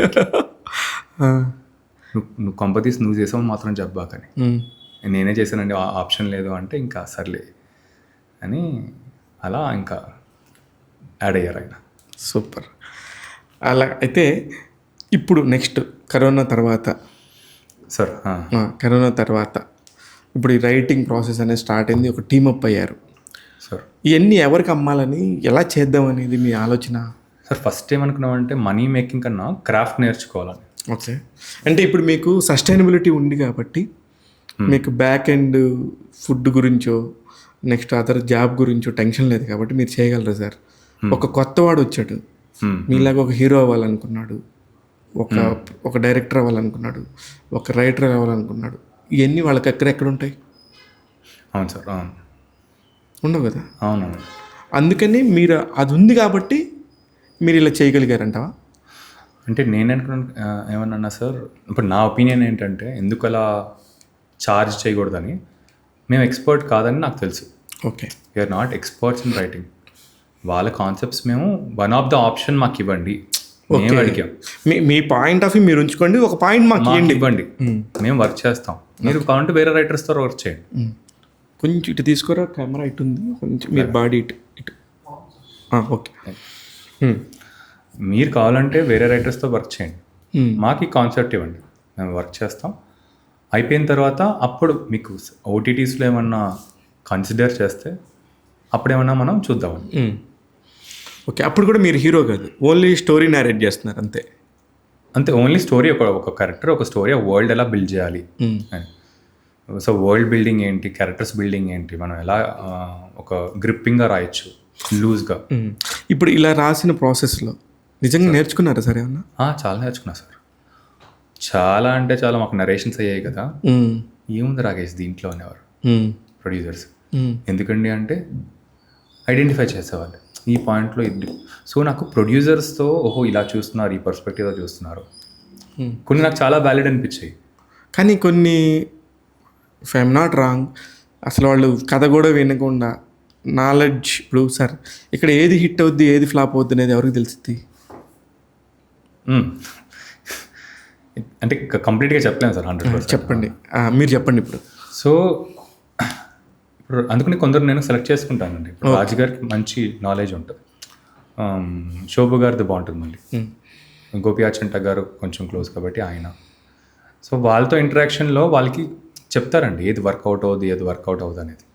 సో అక్కడ నాకేంటంటే ప్రొడ్యూసర్స్తో ఎలా చూస్తున్నారు కథల్ని, అక్కడ నేను ఆ ప్రాసెస్లో కొంచెం బాగానే నేర్చుకున్నానండి. వాళ్ళతో పాటు డిస్కషన్స్, ఆల్ వరల్డ్ అనేది ఎలా, కమర్షియాలిటీ ఎలా, ఎందుకంటే కమర్షియల్ డైరెక్టర్స్ కదా వాళ్ళందరూ, ఆల్మోస్ట్ 100 కోట్లు చూస్తున్న డైరెక్టర్లు, పెద్ద పెద్ద స్టార్స్తో చేసిన డైరెక్టర్లు, వాళ్ళు ఎలా చూస్తున్నారు కథల్ని, అది నాకు ఆ పర్స్పెక్టివ్ బాగా యూజ్ అయింది. ఓకే. అయితే ఈ పాయింట్లో సార్ ఇప్పుడు నాకు అర్థం కాని ఏంటంటే ఇప్పుడు మీరు తిరిగిన డైరెక్టర్లు అందరూ వేరు, మీరు ఎన్నుకొని తీస్తున్న కథలు వేరు. సార్ మీ పేక మెడల్ దగ్గరికి వద్దాం. మీ పేక మెడల్లో నేను అనుకోవటం మీ సక్సెస్ ఇప్పుడు ఏదైతే మీరు ఇప్పుడు సక్సెస్ఫుల్గాను ఫ్రూట్ఫుల్గా ఎంజాయ్ చేస్తున్నారో, రిలీజ్ అయ్యి 5వ రోజు ధైర్యంగా కూర్చొని మాట్లాడుతున్నారో, సార్ అదంతా ఏంటంటే మీరు ఎన్నుకున్న క్యారెక్టర్స్కి సంబంధించిన కాస్ట్ ఎవరైతే ఉందో అది, మీరు ఎన్నుకున్న కథ, ఈ రెండు మీ సక్సెస్కి కారణం అనుకుంటున్నాను. అవును సార్. అవును. అవునా? అవును సార్. అవును. ఇక్కడ ఇందులో మీరు అక్కడ నేర్చుకున్నది ఎక్కడ అప్లై చేశారు? అంటే ఎక్కడ సార్ మన ఫిల్మ్ మేకింగ్లో అంటే కథ ఒకసారి ఐడెంటిఫై చేసాం అనుకోండి సార్. నీలగిరి గారు ఎలా పరిచయం సార్ అసలుకి? హంజా అని మాకు ఒక రైటర్ ఉన్నాడు సార్, మేమందరం కలిసి కొలాబరేటివ్గా చేస్తూ ఉంటాం అనమాట. హంజా ఇలా ఒక ఐడియా ఉందని చెప్పాడు అనమాట, మన హైదరాబాద్ బస్తీలో అయ్యే ఒక సింపుల్ కథని. సరే అని నీలగిరి వచ్చాడు, ఇలా నరేట్ చేసిన తర్వాత నాకే ఫస్ట్ ఏంటంటే కథ బాగుంది, వరల్డ్ బాగుంది, క్యారెక్టర్స్ ఇంట్రెస్టింగ్గా ఉన్నారు, ఇది నేను సెట్ అవ్వనని క్లారిటీ వచ్చేసింది నాకు. నీలగిరి దీనికి నేను సెట్ అవ్వకపోవచ్చేమో అంటే అసలు నువ్వు అసలు ఉద్దేశం పెట్టుకోలేదు, అసలు మైండ్లో కూడా లేరు కానీ నేను రాసేసాను కదా. సో అప్పుడు నాకేంటంటే అప్పటికి మేము కాన్వర్జేషన్స్ ఏంటంటే మా దాంట్లో వేరే వాళ్ళతో చేయాలి, బయట వాళ్ళతో చేయాలి, ఇంట్రెస్టింగ్ కథలు చేయాలి, మనం అన్ని కథలు నా మీద వద్దు, నేనే అనేవాడిని నా మీద వద్దు, వేరే కథలు మీరు ఐడెంటిఫై చేసుకురండి అని అనేసరికి ఇది వచ్చింది. ఇంకా అందరం ఒక్కసారి అంతా టీం అంతా విన్నాం. తర్వాత అందరికి నచ్చింది, ఇంకా స్టార్ట్ చేస్తాం సార్. ఇంకా స్టార్ట్ చేసి నమ్మారు కథని, నీలగిరిని నమ్మారు. నీలగిరి ఫస్ట్ టైం డైరెక్టర్ కదా, కానీ వెనకాల మేము ఇంత తెలిసిన వాళ్ళం కదా చేయగలం అనే నమ్మకమా, లేకపోతే నీలగిరి మీద అంత నమ్మకం ఉందా? అంటే ఇది డైరెక్టర్ వచ్చినప్పుడు మనకి ఎందుకో అది తెలిసిపోద్ది సార్, ఆ వైబ్ తెలిసిపోద్ది, తనలో ఉన్న ఒక ప్యాషను, ఫైర్ ఎక్కువ చూస్తాను అనమాట నేను. నాకు తెలిసి ఎందుకో మనవాడు పెద్దగా ఎక్కువ చదువుకోలేదు సినిమా గురించి కానీ జనరల్గా కానీ, అంటే ఆయన వాడే స్లాంగ్ని బట్టి నాకు అనిపించింది. నీలగిరికి వరల్డ్ సినిమాకి నాకన్నా అందరికన్నా ఎక్కువ తెలుసు సార్. అసలు చాలా ఫాలో అవుతాడు అన్ని వరల్డ్ సినిమా, పాత సినిమాలు అన్నీ చాలా అబ్జర్వ్ చేసి అనాలిసిస్ చేసి గ్రౌండెడ్ ఉంటాడు. మళ్ళీ చాలా తెలుసు అన్న ఫీలింగ్, మనం వేస్ట్ అని అస్సలు ఇప్పటి వరకు మా కమర్షియల్ సినిమా ఎప్పుడు ఎగతాళి చేసి మాట్లాడారు. సూపర్. వాళ్ళు చేస్తారు, మనం చేద్దాం రాకేష్, అది అసలు సూపర్ యాటిట్యూడ్ ఉంది. నిజం గ్రేట్. అంటే నేను కూడా ఇప్పుడు మిమ్మల్ని అడుగుతున్నది కొద్దిగా నాకు నీలగిరి గారు పర్సనల్గా తెలుసు, మీరు తెలుసు కాబట్టి నాకు అది డిఫరెన్స్ ఎలా మీరు చేస్తారనేది నాకు ఐడియా లేక అడుగుతున్నాను అంతే. He's very grounded. కానీ అతనిలో ఒక ఆర్టిస్ట్ ఉన్న సంగతి నేను సినిమా చూసినప్పుడు నాకు తెలియదు. ఆ రోల్కి నువ్వెందుకు నీలగిరి అంటే, నాకు యాక్టింగ్ వచ్చి రాకేష్ అంటే, సరే అట్లీస్ట్ ఆప్షన్స్ చూద్దామంటే ఆప్షన్స్ చూద్దాం, నన్ను కూడా ఒక ఆప్షన్ పెట్టుకోండి అన్నాడు. అలా అని చెప్పి మంచి ఆప్షన్సే, గట్టిగా ఆప్షన్స్ తీసుకొచ్చి తను కూడా చేశాడనమాట. వాళ్ళతో పాటు కాంపిటీషన్ ఆడిషన్ చేశాడు, అందరు ఆడిషన్స్ ఇచ్చాడు, తను కూడా ఆడిషన్ చేసి డైరెక్టరే ఆడిషన్ చేసి ఇదిగో నేను. అప్పుడు మాకే అనిపించింది, అవును కదా నీలగిరి ఏమన్నా వెరైటీగా డిఫరెంట్గా సెట్ అవుతాడేమో అని. దీనికి ఎవరెవరు పోటీ వచ్చారు సార్ నీలగిరి క్యారెక్టర్కి? అందరు కొత్త వాళ్ళే అండి, అందరం కొత్త వాళ్ళే అని పెట్టుకున్నాం. అప్పుడు కొత్త వాళ్ళే పెట్టుకున్నప్పుడు నీలగిరి బెస్ట్ కదా. అంటే ఇప్పుడు డైరెక్టర్ కదా, ఎందుకు నీలగిరి, ఒకసారి చూద్దాం అసలు ఆప్షన్స్ అయితే వెతుకుదామని అనుకున్నాం అనమాట. బట్ ఎప్పుడైతే మనకి ఆడిషన్స్ అన్ని చూసిన తర్వాత నీలగిరియే బెస్ట్ అనిపించాడు. కానీ నిజంగా చాలా బాగా అనిపించింది నాకు కూడా. అంటే ఆ వాయిస్లో ఉన్న నిజాయితీ, అంటే ఆ పర్టికులర్ క్యారెక్టర్కి అవునండి ఒక అన్న దాని జీవితం మొత్తం దాన్ని డబ్బులు పెడతానే ఉన్న వాడు వస్తా ఏదవా అనే ఒక మైండ్ సెట్కి కరెక్ట్గా సరిపోయాడు సార్. మిడిల్ క్లాస్ ఒక మెంటాలిటీ, రైతు, ఆ గెటప్ వేసుకునే విధానం కానీ, ఆ లుంగి కట్టుకొని వెనకాల స్ప్రే పట్టుకుని వెళ్తాడు కదా, is a very perfect apt అనమాట. డిస్కషన్ చేసే దగ్గర కూడా. అవునండి, వాళ్ళ ఫ్యామిలీ వాళ్ళ ఇంట్లో అందరూ రైతులే అండి. సో తనకి ఏంటంటే ఆ బీట్స్, చిన్న చిన్న డీటెయిల్స్ అనేది భలే బాగా పట్టాడు, చాలా బాగున్నాడు. ఇప్పుడు ఇందులో నాకు నాకు నాకు బాగా నిజంగా నచ్చింది. మీరు మాత్రం ఖచ్చితంగా ట్రై చేయండి. వినోద్కి this is the original script no, అవునండి, ఒరిజినల్ ఒరిజినల్ స్క్రిప్ట్ కదా, మీరు వీటికి అన్నిటికీ అవార్డ్స్కి ట్రై చేయండి. డెఫినెట్గా. దేనికంటే వినోద్కి 100%, అనుషకి అవును, ఈ రెండు మాత్రం మీరు అసలు మిస్ చేయొద్దు. డెఫినెట్గా ఇది నేషనల్ అవార్డుకి కూడా ఒకసారి ఈ ఇయర్ మనకి ఇంకా టైం ఉంది, అవును, అది కూడా అప్లై చేద్దామని. చెయ్యండి. ఎందుకంటే this all below middle class పిల్లలు ఖచ్చితంగా 90% మంది ఉంటారు సార్ భారతదేశం మొత్తం.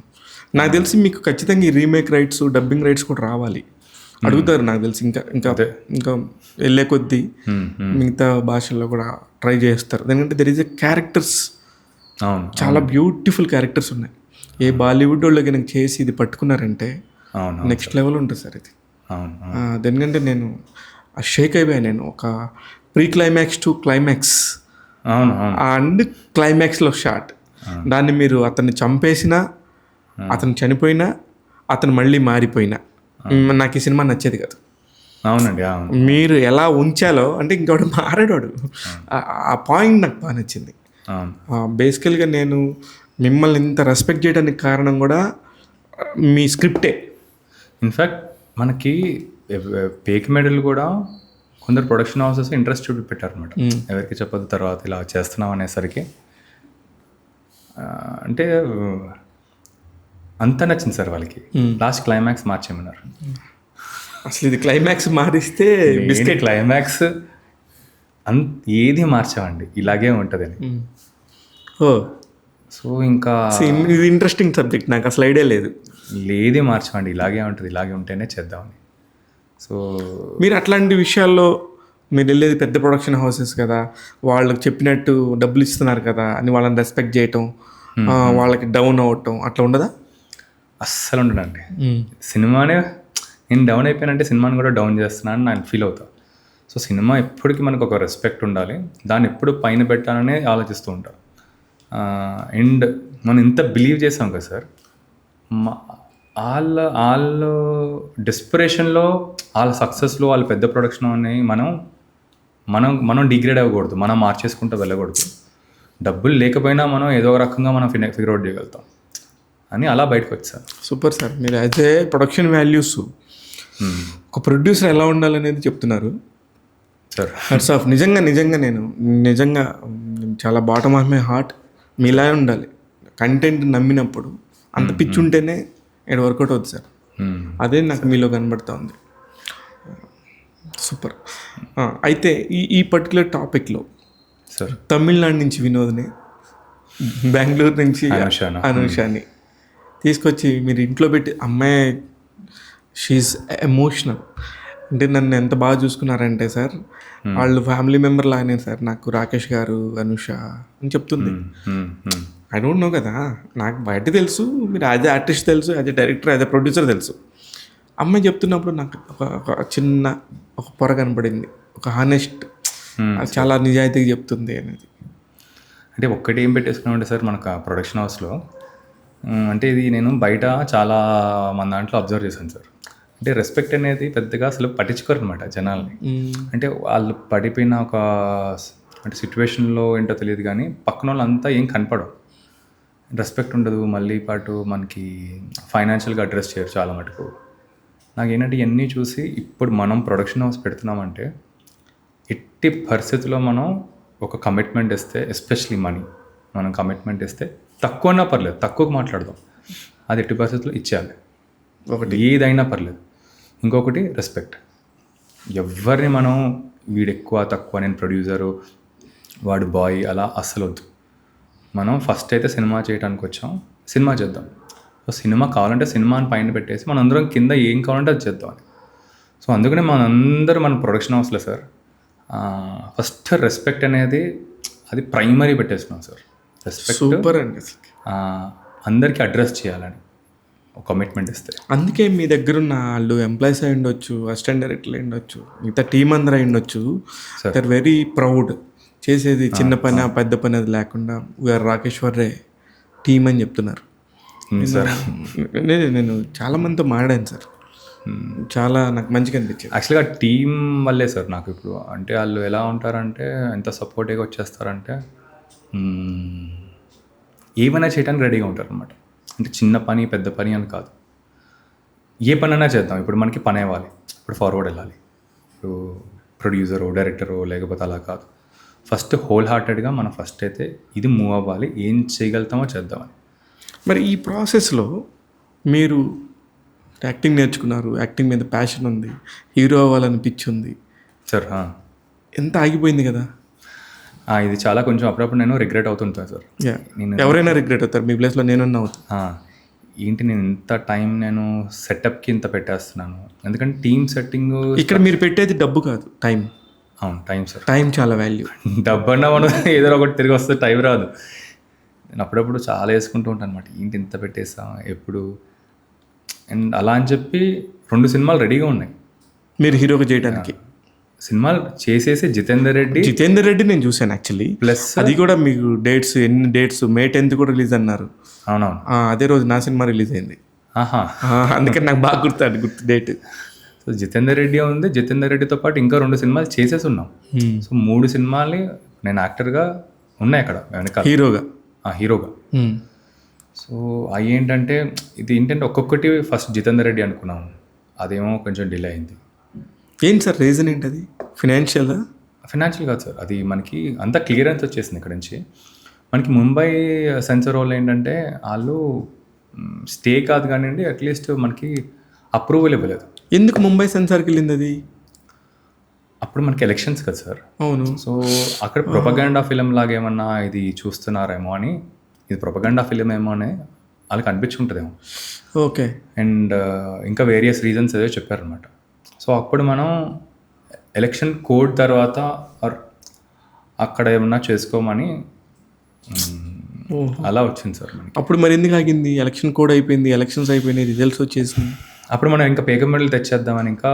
ఓకే. అసలు మీకు ప్రొడక్షన్తో సంబంధం లేదు కదా అది? వాళ్ళతో పాటు కొంచెం హెల్ప్ చేశాను సార్, మొత్తం పోస్ట్ ప్రొడక్షన్ అంతా. ఏదో ఒకటి ఎక్కడొకటి పూసుకున్నారు మనకి. ఎక్కడ మనం ఊర్లో అన్ని పెట్టుకుంటాం కదా నెత్తి మీద. అండ్ వాళ్ళు మంచి టీం అనమాట, గురించి నాకు తెలుసు. మంచి director, passionate and very nice person, producers మంచి వాళ్ళు. అండ్ ఫస్ట్ టైం సరే వీళ్ళకి ఏమైనా సపోర్ట్ చేద్దాం అనేసరికి ఇంకా అన్ని పక్కన పెట్టి ఇంకా ఆ ప్రాజెక్ట్ మీద ఉన్నాం. ఇంకా మిగతా 2 ప్రాజెక్ట్స్ అవి రెడీ అయిపోయినాయి సార్. రెడీ అయిపోయి లాస్ట్ ఏదో చిన్న చిన్న పోస్ట్ ప్రొడక్షన్ వర్క్లు ఉన్నాయి. అదే అయ్యేంటి అంటున్నాను. దాని డైరెక్టర్స్ ఎవరు, ప్రొడక్షన్ ఏంటి? ఒక అతను కొత్త ఆయన సార్, శంకర్ అని కొత్త ఆయన దీనికే మన ఎక్కువ భరత్ కమ్మ ఇంకా అనురావ్ పడితో ఓకే ఎక్కువ ఆయన వర్క్ చేస్తూ ఉంటారు. శంకర్ గారు, శంకర్ అని రైటర్ అనమాట. ఇంకొకటేమో డాక్టర్ బీజు అని, ఈయన Malayalam director sir. Doctor Biju. So ఆయన మనకు ఒక చాలా ఇంట్రెస్టింగ్ ఒక ఎక్స్పెరిమెంటల్ స్పేస్లో ఒక స్క్రిప్ట్ తీసుకొచ్చారు. ఓకే. సో అది చేస్తాం. అది ఎవరి ప్రొడక్షన్? అది మన ప్రొడక్షన్, క్రేజీ హ్యాండ్స్. అది మన ప్రొడక్షనే. అండ్ ఇంకొకటి ఒకటే ఆశ సినిమా పేరు, ఒకటే ఆశ, శంకర్ది. ఈ 2 మన ప్రొడక్షనే. జితేందర్ రెడ్డి మన ప్రొడక్షన్ కాదు. అదే ఓహో, ఆల్రెడీ ఇంకో 2 ప్రొడక్షన్స్ ఉన్నాయి, ఇంకొక దానిలో చిన్న జితేందర్ రెడ్డి ఉంది. అయితే మీరేం వేస్ట్ చేయలేదు అస్సలు. మనం రాస్తుడే మామూలు రాయటం కదా, రాస్తూ ఉన్నాం. తర్వాత వెళ్ళి కరెక్ట్ ఇప్పుడు మన 2 ప్రొడక్షన్లో ప్లస్ ప్రేకమేడ్లో షూట్ చేస్తాం 3 ఫిలిమ్స్, ప్లస్ జితేందర్ రెడ్డి టప్ప అది చేస్తాం. సో ఒక 4 ఫిలిమ్స్ ఈ 2000 ఎవరికి చెప్పొద్దు నుంచి ఇప్పటి వరకు 4 ఫిలిమ్స్ అయితే రెడీ చేస్తాం సార్. ఓకే. కానీ ఇక్కడ కూడా నాకు దిల్ రాజు గారిని మనం తీసుకోవాల్సి వస్తుంది. కారణం ఏంటంటే ఆయన కూడా మీరు వెళ్తే ఆయన ఎక్కడున్న ఏ అపార్ట్మెంట్, ఎక్కడ తీసుకున్న బిల్డింగు, డైరెక్టర్స్కి రైటర్స్కి సపరేట్ రూమ్స్ ఉంటాయి. అవును సార్, అవును. అది కూడా మీరు ఇన్స్పిరేషన్గా తీసుకున్నారా? మనకు అంత బడ్జెట్ లేవు. సో అందుకనే మాకు ఇండివిజువల్ హౌస్ ఉంటుంది సార్, ఒక ఆఫీస్ లాగా తీసుకున్నాం. అక్కడ బాల్కనీలు ఉంటాయి, మనకి రూమ్స్ లాగా ఉంటాయి, ఒక 4-5 రూమ్లు, అదే 3 రూమ్లు ఉంటాయి. సో ఇంకా ఎక్కడ పడితే అక్కడ రాసుకుంటూ ఉంటాం అనమాట. ఓకే. మీ టీంలో చేరాలంటే నాలాంటి వాళ్ళు వచ్చి ఏం చేయాలండి? ఏం లేదండి, జస్ట్ వచ్చి రాయాలా, రాసుకోవటం అంతే. మనకు డిస్కషన్స్ ఉంటాయి అక్కడ.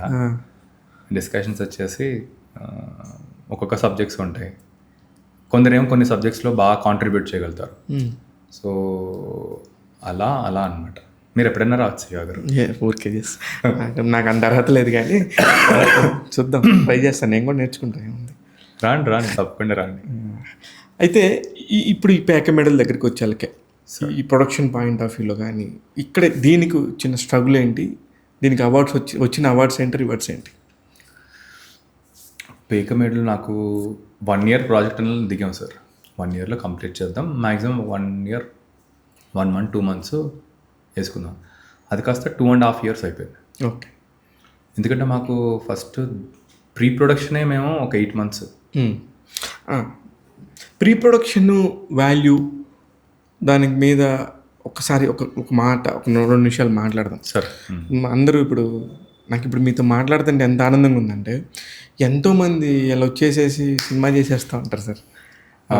ఆర్టిస్టులు అయినా, ప్రొడ్యూసర్స్ అయినా, డైరెక్టర్స్ అయినా నిజంగా ఒక లైన్ చెప్పేసి మేము సినిమా చేయాలి డైరెక్టర్గా అంటారు సార్. నాకేమో మీలాంటి వాళ్ళతో తిరిగిన కొత్త గొప్ప అనుభవం ఉంటుంది కదా సార్. కామెడీగా అనిపిస్తుంది. ఇప్పుడు నేను ఇందాకనే మీకు పరిచయం చేశాను ఒక డైరెక్టర్ని అని చెప్పాను నేను, సార్ 4.5 crores పెడతామేంటి సార్ అంటే, వాళ్ళకి కూడా మీలాగనే ఇంట్రెస్ట్, సబ్జెక్టు కంటెంట్ మీద చాలా నాలెడ్జ్ ఉంది, ఆ ప్యాషన్ ఉంది, కానీ దాన్ని ఎలా తీసుకెళ్ళాలి, ఎక్కడ తీసుకెళ్ళి పడేయాలో తెలియదు. ఇట్లాంటివన్నీ కూడా నేర్చుకోవాలి సార్. ప్రీ ప్రొడక్షన్లో ఉండాలి, వర్క్ చేయాలి. ఇదన్నిటి మీద అసలు నాలెడ్జ్ లేదండి. అవును సార్. అసలు ఎంత ఫులిష్గా ఉన్నారంటే, నేను చాలామంది నా నేను రివ్యూలు చెప్పేటప్పుడు కూడా బాగా లేకపోతే అసలు చెప్పను సార్, ఎందుకంటే అసలే అది బాగలేదు, దాన్ని నేనేం చేస్తాను చెప్పి కొద్దిగా వీలైతే హెల్ప్ చేయగలగాలి, మన వల్ల కొంచెం జనాలను చూపించగలగాలి, మోటివేట్ చేయగలగాలి. యాజ్ ఎ జర్నలిస్ట్గా, ఫిలిం జర్నలిస్ట్గా నాకున్న బాధ్యత అనిపిస్తుంది. ఇప్పుడు మీలాగా లేకుండా, ఇప్పుడు మీరు నాకు తెలిసి 15 years of film industry sir. 15 yearsలో ఏదో ఒకటి నేర్చుకుంటూనే ఉన్నారు ప్రతిరోజు. అంతే సార్. అలా వచ్చేసి ఇలాగ చేసేద్దాం అంటారు సార్. దానిలో సాధక బాధకాలు తెలియవు, ఒక చిన్న విరుపుకి ఎంత వాల్యూ ఉందో తెలియదు, ఎక్కడ దేన్ని ప్రొజెక్ట్ చేయాలో తెలియదు, రైటింగ్లో ఎట్లా కూర్చోవాలో తెలియదు, ప్రీ ప్రొడక్షన్ ఎలా చేయాలో తెలియదు, సీన్స్ పాయింట్ ఆఫ్ వ్యూ తెలియదు, 3 పేజీలు కథ తీసుకొచ్చేసి సినిమా చేసేద్దాం అంటారు. ఇలాంటి తగిలేదా సార్ మీకు? మేము చాలా ఓపెన్ నరేషన్స్ వింటూ ఉంటామండి, అంటే వాకింగ్ నరేషన్స్ లాగా. అంటే నాకే అప్పుడప్పుడు ఎందుకు వీళ్ళు ఎక్కడ ఎలా ఫార్వర్డ్ వెళ్తారో, అంటే ఆ ప్రిపరేషన్ ఎలా ఉంటుంది అంటే వాళ్ళకి కూడా తెలియదేమో సార్. తెలీదు, 100% తెలీదు, ఆ విషయం వాళ్ళకి తెలీదు. వాళ్ళకు గొప్ప స్క్రిప్ట్ అని వాళ్ళు ఫీల్ అయిపోతారు అంతే. అండ్ అక్కడ ఫ్లాగ్ కనబడుతూ ఉంటుంది, అంటే 2-3 scenes తప్ప ఇంకేం ఉండదు సార్. మిగతా 60 scenes అనేది చాలా ఫ్లాట్ ఉంటాయి. అయితే ఒక 10 scenes వరకు ఏమన్నా అప్పుడప్పుడు ఉంటాయి. నేను చెప్తాను, వాళ్ళు ట్రై చేస్తాను అనమాట పొలైట్గా చెప్పడానికి. అసలు ఫస్ట్ రైటింగ్ క్రాఫ్ట్, అది క్రాఫ్ట్, ఎమోషన్ ఉంది మీకు, అది మీరు ప్రాక్టీస్ చేయండి. ప్రాక్టీస్ చేస్తేనే మీకు పనులు అవుతాయని. కొందరు చాలా బాగా వింటారు, వాళ్ళు ఇంట్రోస్పెక్ట్ చేసుకుంటారు, వెళ్తారు. కొందరేమో నువ్వు కాకపోతే ఇంకొకటి రా, బొచ్చెడు మంది ఉన్నారు అని అలా ఉంటారు. ఇప్పుడు ఫైనల్గా మీ సినిమా చేసినప్పుడు, మీ సినిమా నేను నాతో పాటు చాలామంది చూశారు, మీకు వచ్చిన రివ్యూస్ ఎలా ఉన్నాయి సార్? వాళ్ళు చాలా నేను ఫీల్ అయినప్పుడు ఒక ఎమోషన్గా క్లైమాక్స్ అదైతే ఒక ఎమోషన్తో బయటకు వస్తారు కదా, ఆ ఎమోషన్తో మాట్లాడుతున్నారండి. సో నాకు సాటిస్ఫాక్షన్ ఏంటంటే, నా హ్యాపీనెస్ ఏంటంటే, నేను అనుకుంది ఒక గట్ ఫీలింగ్తో వెళ్ళా సార్. పెద్ద క్యాలిక్యులేషన్స్ వేయలేదు, క్యాలిక్యులేషన్స్ తర్వాత వేస్తాం పేక మెడల్ మీద. ఒక గట్ ఫీలింగ్తో వెళ్ళిపోయాం కదా, ఆ గట్ ఫీలింగ్ నేను నమ్మచ్చు అంటే ఇంకా కాన్ఫిడెన్స్ వచ్చింది సార్. ఇప్పుడు నాకు ఈ పేక మెడల్తో ప్రాబ్లీ నేను ఇంకా బెటర్గా వర్క్ చేయొచ్చు, బెటర్గా పర్ఫామ్ చేయొచ్చు. ఎందుకంటే ఇప్పుడు ఇండస్ట్రీలో ఎవరి దగ్గరికి వెళ్ళినా అసలు సినిమాలు ఎందుకు చేస్తున్నాను, కొత్త వాళ్ళతో ఎవరు చేస్తారు, ఎవరు చూస్తారు సినిమాలు అనేసరికి చాలా డిస్కషన్స్ అవుతూ ఉంటాయి. కానీ థియేటర్కి ఎవరు వస్తారు, నేను అప్పుడప్పుడు లో అయిపోతా సార్. మనం చేసింది రాంగ్గా, వీళ్ళు ప్రాక్టికల్ పీపుల్, సక్సెస్లో ఉన్న పీపుల్, వీళ్ళు చెప్తున్నారు మనం ఇంకా ఇప్పుడిప్పుడే ఎదుగుతున్నాం. కానీ వాళ్ళందరికీ మీరు ఒక రోల్ మోడల్ లాగా చూడరా తీసుకొస్తున్నారు థియేటర్స్ కానీ చూపిస్తున్నారా? అది చూపెడతాం కాదు, కానీ సడన్గా ఐ హ్యావ్ టు ప్రాబ్లీ అప్పుడప్పుడు రాత్రి లేట్ అయిపోయేసరికి అప్పుడు ఆలోచిస్తూ ఉంటా, ప్రాబ్లీ మనం చేసేది కరెక్టా రాంగా. నిద్రపోయి పొద్దున్న లేచేసరికి మన గట్ ఫీలింగ్తోనే లభిస్తాం కదా. సో అప్పుడు నాకు వెళ్ళిపోతాం మళ్ళీ, ఇదంతా ఓకే టెంపరవరీ, ఈ కాన్వర్జేషన్స్ అన్నీ. మనం మన టీంని నేను ఏదైతే నమ్ముతున్నానో అది ఇంకా చేసుకుంటూ వెళ్ళిపోవాలి. పేక మెడల్ విషయానికి వస్తే what is the statistics of the business point of view? So నాకేమనిపించింది సార్, ఫస్ట్ కాపీ అయిపోయింది. కాపీ అయిపోయిన తర్వాత కాపీ మీరు అనుకున్న బడ్జెట్లో అయిందని? లేదు సార్, ఎక్కువైంది. అదే ఎందుకు అవుద్ది సార్? పోనీ మీరు ఇంత ఎక్స్పీరియన్స్ కదా, ఇంత చాలా చూశారు, ఎక్కడెక్కడ ఫ్లాస్ ఉంటాయి, ఎక్కడ ఖర్చు పెట్టాలి, ఎక్కడ ఖర్చు పెట్టకూడదు మీకు తెలుసు కదా, అయినా కూడా మీకు ఎందుకు అవుతుంది? నాకు ఇది ఎప్పుడు అర్థం కాదు డైనమిక్స్ ఇది. ఎందుకంటే అందరూ కూడా చాలా పక్కాగా మాకు ఇంత ఎక్స్పీరియన్స్ ఉందని చెప్తారు కదా, మీకు కూడా 15 years ఎక్స్పీరియన్స్ ఉంది కదా, మీరు ఎందుకు చేశారు ఆ పని? అంటే సార్ నేను కూడా యాక్చువల్గా నాకేం రియలైజేషన్ వచ్చిందంటే, నేను కూడా నేర్చుకుంటున్నాను. మేము వేసాం బడ్జెట్ ప్రాపర్గా వేసుకున్నాం, కానీ ఈ కథని అండర్ ఎస్టిమేట్ చేసాం ఫస్ట్. ఓకే, ఈ కథ ఏముంది, టక్ టక్ టక్ అని తీసేయచ్చు, ఇంత ప్రొడక్షన్, ప్రీ ప్రొడక్షన్, ఇంత షూట్, ఇంత పోస్ట్ అయిపోద్ది సంవత్సరంలో అని. దిగిన తర్వాత అసలు ఓహో ఇది ఇలా కాదు, ఇలా హ్యాండిల్ చేయాలి, ఈ ఆడిషన్ ఈ సరిపోవు, ఇంకా ఎక్స్పాండ్ చేయాలి. ఆ 4 months కాస్త ప్రీ ప్రొడక్షన్ 8 months అయింది. ప్రీ ప్రొడక్షన్కి పర్ మంత్ ఎంతని మినిమం ఎస్టిమేషన్ ఉంటుంది సార్? మనకి అయిపోద్దని మినిమం మనకి ఒక ప్రాజెక్ట్కి 4-5 lakhs అయిపోద్ది. ఈజీగా అయిపోద్ది మొత్తం అన్నీ. ఇప్పుడు 8 into 5 40 lakhs అక్కడే కనబడుతుంది మీకు. ఇంకా అప్పుడప్పుడు లొకేషన్ రెక్కీస్ అని, సాలరీస్ అని, ఫుడ్, ఎంత ఆఫీస్ అన్ని. ఎంతమంది ఎంప్లాయీస్ ఉన్నారు సార్ మీకు? మనకు ఒక 30 వరకు ఉంటారండి. 30 ఎంప్లాయీస్? అన్ని మొత్తం అన్ని ప్రాజెక్ట్స్ కలిపి ప్రస్తుతానికి మన దాంట్లో సో ఒక 27. అదే 30. సో అదే మంత్లీ వచ్చేసరికి జమ్మని నాకైతే నాకు 25వ తారీఖు దగ్గర ఆగిపోతే బాగుండు అనిపిస్తుంది నాకు. ఇప్పుడు ఇలా మనకి రొటేషన్ లేదు, పాడు లేదు, మనం ఇంకెప్పుడు చేస్తాం, ఇంకెప్పుడు. బట్ తెలియదు సార్, ఎలాగో డబ్బులు వచ్చేసాయి సార్ ఆ టైంకి. ఎవడిస్తాడో తెలియదు కానీ వచ్చేస్తాయి. 20th నుంచి స్టార్ట్ చేస్తాం హంట్.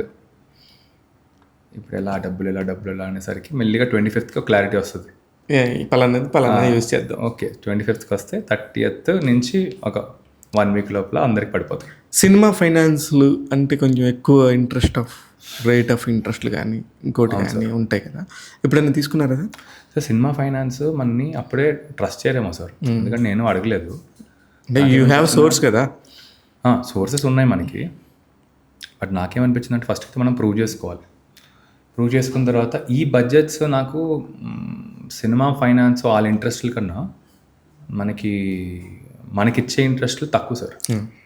సో అక్కడ ఏంటంటే మనం పెద్ద అమౌంట్స్ తెచ్చుకోవట్లేదు కదా, మనం డీసెంట్గానే క్లియర్ కొంచెం అటు ఇటు అయినా కూడా వీళ్ళు ఎక్స్టెండ్ చేస్తారు మన వాళ్ళు తెలిసిన 3 నెలలు అనేది 6 నెలలు ఇంట్రెస్ట్లు కడతాం.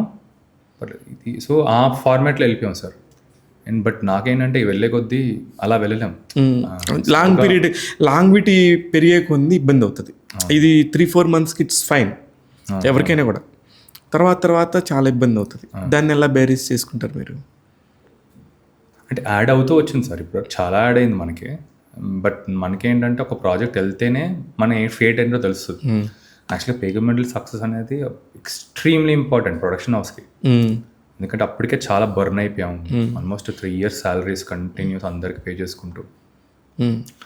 అండ్ అక్కడికే ఒక ఓవర్ హెడ్స్ చాలా పడిపోయినాయి మనకి.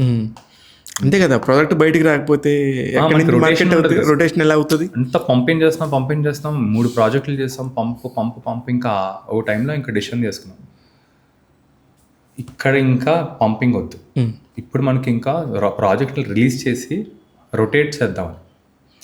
సో అప్పుడు కాన్షియస్గా డిసిషన్ యాక్చువల్గా లాస్ట్ ఇయర్ ఎండే తీసుకున్నాం. ఇంకా ఇప్పటికీ బయటకు వచ్చింది సినిమా. కానీ దీనివల్ల మీ నెక్స్ట్ ప్రాజెక్ట్స్ వచ్చే వాటికి వాల్యూ పెరుగుతుంది. అవును సార్, తప్పకుండా. దానికి మీరు అంటే ఎంట్రీ చాలా ఈజీగా దొరికిద్ది. అవును, కొంచెం 50 రూపాయలు ఉన్న దగ్గర 60 రూపాయలు పెట్టొచ్చిన నమ్మకం పెరుగుతుంది. ఈసారి మాత్రం కొంచెం గట్టిగా ప్లాన్ చేసుకోవాలి సార్. ఫైనాన్షియస్ అయితే, ఆ ప్రాజెక్ట్ బడ్జెట్ అయితే అదొకటి అనుకుంటున్నా. ఈసారి చేంజెస్ ఏం చేయాలి అంటే అనుకుంటారు కానీ that is not in our hands actually. అంటే సార్ 10% 15% ఇన్ఫ్లేట్ పర్లేదు సార్. మనకు ఆ ప్రాజెక్ట్ బడ్జెట్ 50% ఇన్ఫ్లేట్ అయింది సార్, అది ఇంపాసిబుల్. ఏదో మనం పెద్ద mistake it's a mistake, it's a 100% మీదే తప్పు. సో అది మనం తగ్గించుకుంటూ రావాలి సార్. 10%కి వస్తే నథింగ్ లైక్ ఇట్. ఏ బిజినెస్లో అయినా ఉంటుంది. 10% 15% మనం తగ్గించుకుంటూ వస్తే అసలు super. What is the beauty of this project Pekamedal final? నాకు ఇప్పుడు కాన్ఫిడెన్స్ ఏంటంటే ఇది ఒక డిఫరెంట్ వరల్డ్ సార్. ఒక రియలిస్టిక్గా స్లమ్లో జరిగే కథ, హస్బెండ్ వైఫ్ మధ్యలో. ఆ వరల్డ్ని మనం హానెస్ట్గా చూపెట్టగలిగాం. నా కాన్ఫిడెన్స్ ఏంటంటే ఇప్పుడు వెళ్ళే కొద్దీ నాకు పెద్ద పెద్ద వరల్డ్స్ చేయాలని, పెద్దదో చిన్నదో వరల్డ్స్ మీద చేయాలని. ఇప్పుడు నాకు బాహుబలి లాంటి సినిమాలు నాకు అక్కడ ఉన్నా కాబట్టి నాకు తప్పకుండా నాకు అలాంటి ప్రాజెక్ట్ చేయాలని ఉంటుంది. సో అలాంటి చేయాలంటే నేను ఇవన్నీ నా ప్రిపరేషన్ లాగా చూసుకుంటున్నాను. ఎగ్జాక్ట్లీ. నాకు ప్రాబ్లీ ఇంకా అట్లీస్ట్ ఇంకో 10 ప్రాజెక్ట్స్ కాలేవు. అయితే 2030కి మీరు చేస్తారేమో ఒక బాహుబలి లాంటి ప్రాజెక్ట్. తప్పకుండా నేనైతే అటెంప్ట్ చేస్తాను సార్. అంత పెద్ద వదిలేయటం అయితే లేదు. నాకు అసలు అది ఇంపాసిబుల్, గివ్ అప్ అనేది అసలు లేదు. అసలు ఇంపాసిబుల్ అని కూడా నేను ఫీల్ అవ్వను సార్. మనకి కథ దొరికింది అనుకో సార్, అన్నీ వచ్చేస్తాయండి. దాని అంతటా అదే అన్ని తెచ్చుకుంటుంది. అన్నీ ఎలా వస్తాయో తెలియదు సార్ మనకి. Cinema industry బ్యూటీనేదండి. సినిమా ఇండస్ట్రీలో గొప్పతనమే అదే బిలీవ్ చేస్తాను సార్. నాకు డబ్బులు ఉండవు సార్ యాక్చువల్గా, ఫ్రాంక్గా చెప్పాలంటే. ఆ టైంలో కథ ఉంటుంది, కథ ఫిక్స్ అయిపోయాం ఇది ఇంకా చేద్దామని. ఎలా డబ్బులు వస్తాయో తెలియదు సార్. టక్ టక్ టక్ టక్ అని ఓ వారం తర్వాత ఒకడు కనిపిస్తాడు, ఒక పాసిబిలిటీ కనిపిస్తుంది. ఇంకో వారం వర్క్ చేస్తూ ఉంటే ఇంకో పాసిబిలిటీ. అలా అలా అలా ఒక 1 monthలో ప్రాజెక్ట్ కావాల్సిన బడ్జెట్స్ అనేది అరేంజ్ అవుతాయి. ఓకే, అంటే మొత్తం 100% రాకపోయినా కూడా ఓకే మన ప్రాజెక్ట్ స్టార్ట్ చేయొచ్చు అని. ఎప్పుడు అవుతున్నారు డైరెక్షన్ అనేది ప్రస్తుతానికైతే అసలు ఆలోచించట్లేదు సార్. కానీ మామూలుగా అయితే మీకు ఉంది కదా. ఇనిషియల్గా నాకు అదే ఇంకా వాళ్ళ మీద వీళ్ళ మీద డిపెండ్ అవటం కాదు అని అప్పుడు బయటికి వెళ్ళేటప్పుడు సార్. బట్ వెళ్ళిన తర్వాత నాకు పర్స్పెక్టివ్ ఏం చేంజ్ అయిందంటే డైరెక్టర్ కన్నా ప్రొడ్యూసర్ చాలా ఇంపార్టెంట్ అండి. కరెక్ట్. మనం ప్రొడ్యూసర్ అవుతే ప్రొడ్యూసర్ ఎందుకు అవ్వట్లేదు అని అక్కడ పర్స్పెక్టివ్ చేంజ్. ఓకే, మీలో ఒక క్వశ్చన్ స్టార్ట్ అయింది, ఎందుకు ప్రొడ్యూసర్ అవ్వకూడదు? ఎందుకంటే ప్రొడ్యూసర్ అవ్వకూడదు అండ్ అక్కడ మనకు హాలీవుడ్లో సార్ ఇంటర్నేషనల్ ఫిల్మ్స్లో producer top most position.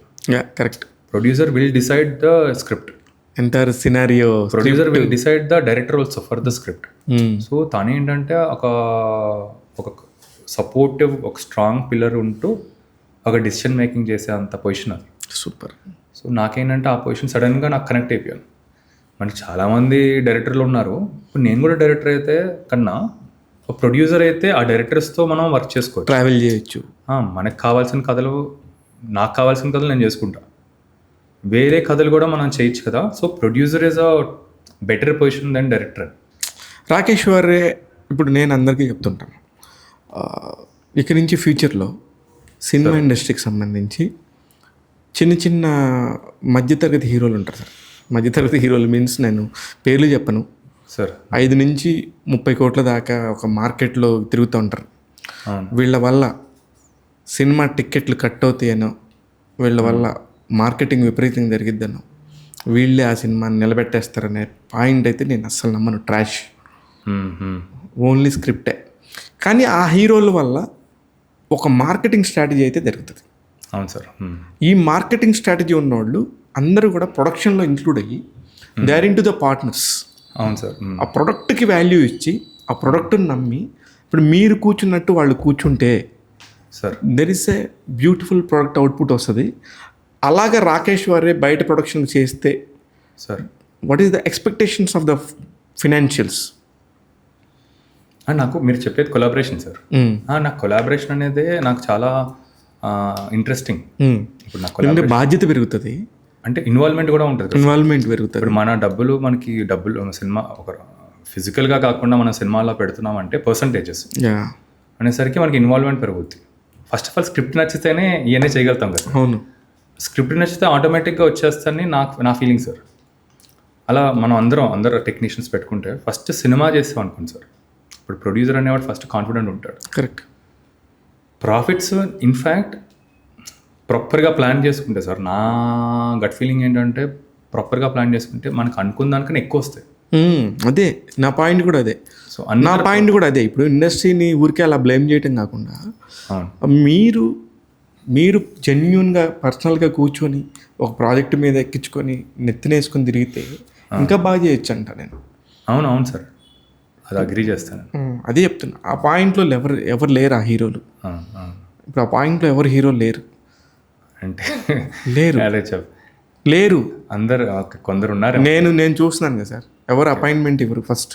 Okay okay ఇక్కడ నుంచి తమిళనాడులో ఈజీగా తీసుకోవచ్చు మనం. ఇప్పుడు నేను 10 మంది తమిళ హీరోలను తీసుకుని మాట్లాడగలను, తెలుగులో ఒక హీరోని కూడా మాట్లాడలేను నేను. Okay okay I mean to the industry no. అవును సార్. అంటే అంటే వాళ్ళ పర్స్పెక్టివ్ ఎలా ఉంటుందంటే, ఈడ చేస్తాడా ఈడు. కానీ సార్ నాకేమనిపిస్తుందంటే సార్, ఇప్పుడు బిజినెస్ వల్ల ఎవరైతే ఉన్నారో సార్ వాళ్ళు తప్పనిసరి చేయాలి సార్ అది, ఎందుకంటే బిజినెస్ అవ్వట్లేదు. అండ్ ఓటీటీ అనేది వాళ్ళు అంత ఈజీగా వాళ్ళకి డిమాండ్ ఇప్పుడు ప్రస్తుతానికి లేదు. ఓటీటీ తెలిసిపోయింది కదా. ఓటీటీ లోపలికి ఎంట్రీ ఇవ్వట్లేదు సార్ వీళ్ళకి. సో ప్రొడ్యూసర్ అనేవాడు ఎలా రికవర్ అవుతారు నాకు తెలిసి స్లోగా అందరు they will come by the collaboration వస్తారు సార్. లైక్ కొలాబరేషన్ రాకపోతే అసలు సినిమాలు అవ్వకపోతే లైఫ్ ఫార్వర్డ్ అవుతుంది. కరెక్ట్. ఇది ఫ్యూచర్లో జరగబోతుంది సార్. నేను ఇవాళ క్లాస్ పెట్టుకోండి, కొత్త ప్రొడ్యూసర్లు వస్తే ఐ సిన్సియర్లీ హానెస్ట్లీ నేను చెప్పేది ఇదే. నేను మా వాళ్ళకి నా దగ్గరికి 5 నేను లాస్ట్ ఇయర్ నా ఇక్కడ ఆఫీస్ నుంచి 6 సినిమాలు రిలీజ్ అయినాయి సార్. ప్రతి ఒక్కరికి నేను ఇదే చెప్పాను. నువ్వు పలానా హీరో వల్ల నీకు టికెట్ తగినప్పుడు వాడు హీరో ఎలా అవుతాడు సార్? నీ ప్రొడక్ట్లో ఉండాలి వాళ్ళు. అవును sir. Part of the product. అవును, అది నా పాయింట్. నేను ఇక్కడ ఏ హీరో మీద నాకు ద్వేషం లేదు. మీ మీద డబ్బులు వస్తే మీ ద్వారా 300 కుటుంబాలకి ఫుడ్ వస్తుంది. అవునండి. ఇప్పుడు లేదంటే ఒక ప్రొడ్యూసర్ని బలి చేస్తున్నారు సార్, మేకను కోసినట్టు కోసేస్తున్నారు. నా పాయింట్ ఇది. ఏమంటారు దీనికి మీరు? సఫర్ అవుతున్నారు సార్ ప్రొడ్యూసర్ అనే వాళ్ళు. మీకే తెలుసుద్ది. చాలా. ఇప్పుడు మీ ముందు 450 సినిమాలు ఉన్నాయి సార్. మీ ముందు 450 సినిమాలు మార్కెట్ అవ్వక, ఓటీటీలు కొనక, శాటిలైట్ తీసుకోక, థియేటర్లో రిలీజ్ అవ్వక ఆగిపోయి ఉన్నాయి. మీరు ఎలా చేశారు సార్? అవును sir. Because of the criteria of the content. అవును సార్. అవును. దెర్ ఈస్ నో వినోద్ ఎవరికి తెలియదు. అవును. అనుష కృష్ణకి అసలు ఎవడో తెలియదు. అవును అవును. నా పాయింట్ అది, నా బేసిక్, నా బాధ. నాకు ప్రొడ్యూసర్లు నాశనం అయిపోవద్దు, తెలుగు సినిమా ఇండస్ట్రీలో మీలాంటి వాళ్ళు రావాలి, సినిమా నేర్చుకున్నాక చేయండి అనేది నా బాధ. అది ఎవరికి అర్థం కావట్లేదు. నేను రోజు మొత్తుకుంటున్నా రివ్యూలో కూడా, ఇలా చేయొద్దు సినిమా, ఇది బాగాలేదు, ఎలా నమ్మించి మోసం చేస్తున్నారు నిర్మాతలని. నేను చెప్తాను సార్, నాకేం బాధలేదు. వాడెవడో పబ్బం గడుపుకోవడం కోసం చేసే పనులు అవన్నీ. ఎట్లా అవుతుంది సార్? 70 లక్షల్లో సినిమా చేస్తామని దింపుతారు ప్రొడ్యూసర్ని. అదే కొంచెం కొత్త వాళ్ళు అయితే మీలాంటి వాళ్ళు స్టాండ్ తీసుకొని మీరు మాట్లాడాలి రాకేష్ గారు సార్. డెఫినెట్గా. నేనంటే లేదు, మీరు I observe you. Jitender Reddy సినిమాకి మీరు ఎలా నించున్నారో నేను చూశాను. రిలీజ్ అవ్వని, అవ్వని, హిట్ అవ్వని, ఫ్లాప్ అవ్వని, ఐ డోంట్ కేర్. ఆ point of the passion sir అక్కడ నించోవాలి కదా మీరు. అవును సార్. అలా నించొని ప్రొడ్యూసర్కి సెలెక్ట్ చేయకపోతే మీరేం హీరోలు అంటున్నా నేను. అది ఇంకా అది స్వతహాగా రావాలేమో సార్. అది అదే చెప్తున్నా. ఆర్ సిచ్యువేషన్స్ ఇంకా మెల్లిగా తెస్తుందేమో. అది తెచ్చేస్తా సార్. మీరు చూస్తుండండి, 2026 కల్లా ప్రతి ఒక్క హీరో లైన్లో నించుంటాడు సార్. వీళ్ళు ఇప్పుడు హీరోలు అనుకున్న వాళ్ళంతా హీరోలు కాదు. టికెట్ తగినోడు, అరే పలానా సార్, ఏ సినిమాకైనా ఎంత పెద్ద స్టార్కైనా ట్రైలర్ బాగాలేకపోతే ఓపెనింగ్స్ ఉండట్లేదు. అవును సార్. ఫ్రైడే రిలీజ్ అయిన సినిమా ఫ్రైడేనే వెళ్ళిపోతుంది. అవును. నాకేమి ఆనందంగా సార్ అలా వెళ్ళమని చెప్పడానికి, వాళ్ళని తక్కువ చేసి మాట్లాడటానికి. వాళ్ళు పార్టిసిపేట్ చేయమంటున్నాను నేను. కథలో, ప్రొడక్షన్ హౌస్లో, డైరెక్టర్ డిపార్ట్మెంట్లో అందరి దగ్గర ఉండి మీరు షేర్ తీసుకుంటే ఆటోమేటిక్గా పెయిన్ తెలిసిద్ది. అవును సార్. 4 కార్వాన్లు అవసరమైన చోట 40 కార్వాన్లు అవసరం లేదంటున్నా నేను. నా పాయింట్ అది. అవును. వస్తారులే సార్, మెల్లిగా రియలైజేషన్లోకి వచ్చేస్తారులే. వస్తారు. నేను కూడా రావాలని ఎదురు చూస్తున్నా.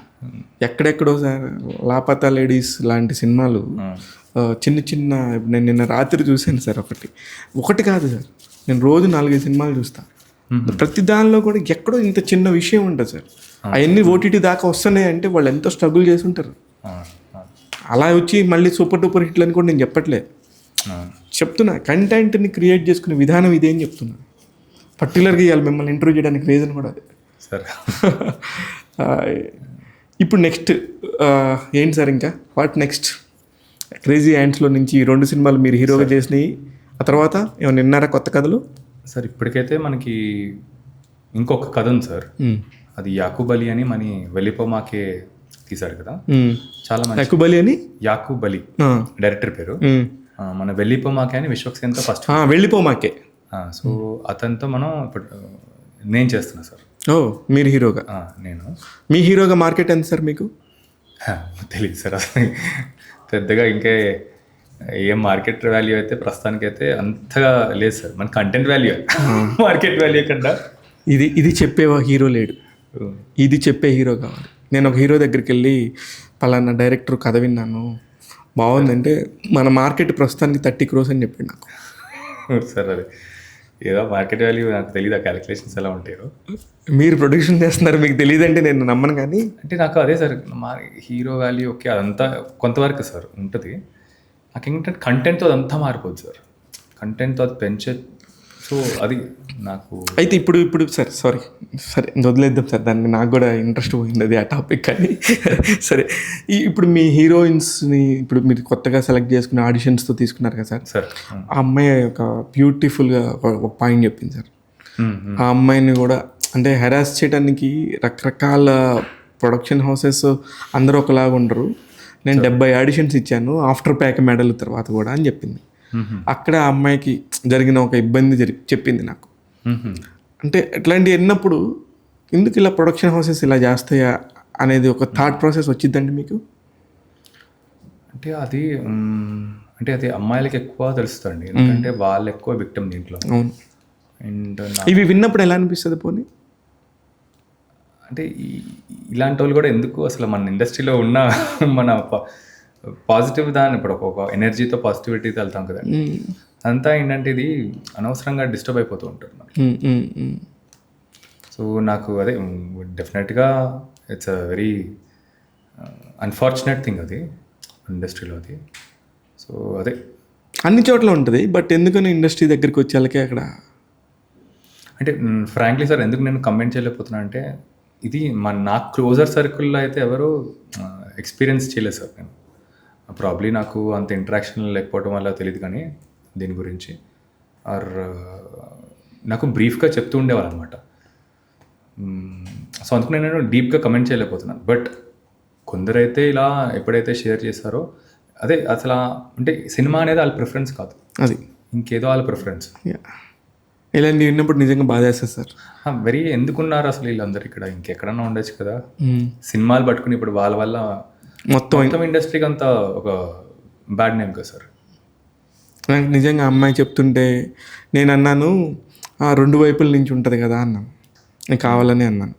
అమ్మాయి చెప్పిన సమాధానానికి నిజంగా హ్యాట్స్ ఆఫ్ సార్. నాకు చాలా బాధ వేసింది. అమ్మాయి ఆ పర్స్పెక్టివ్లో మీరు లేరు కదా. Okay okay.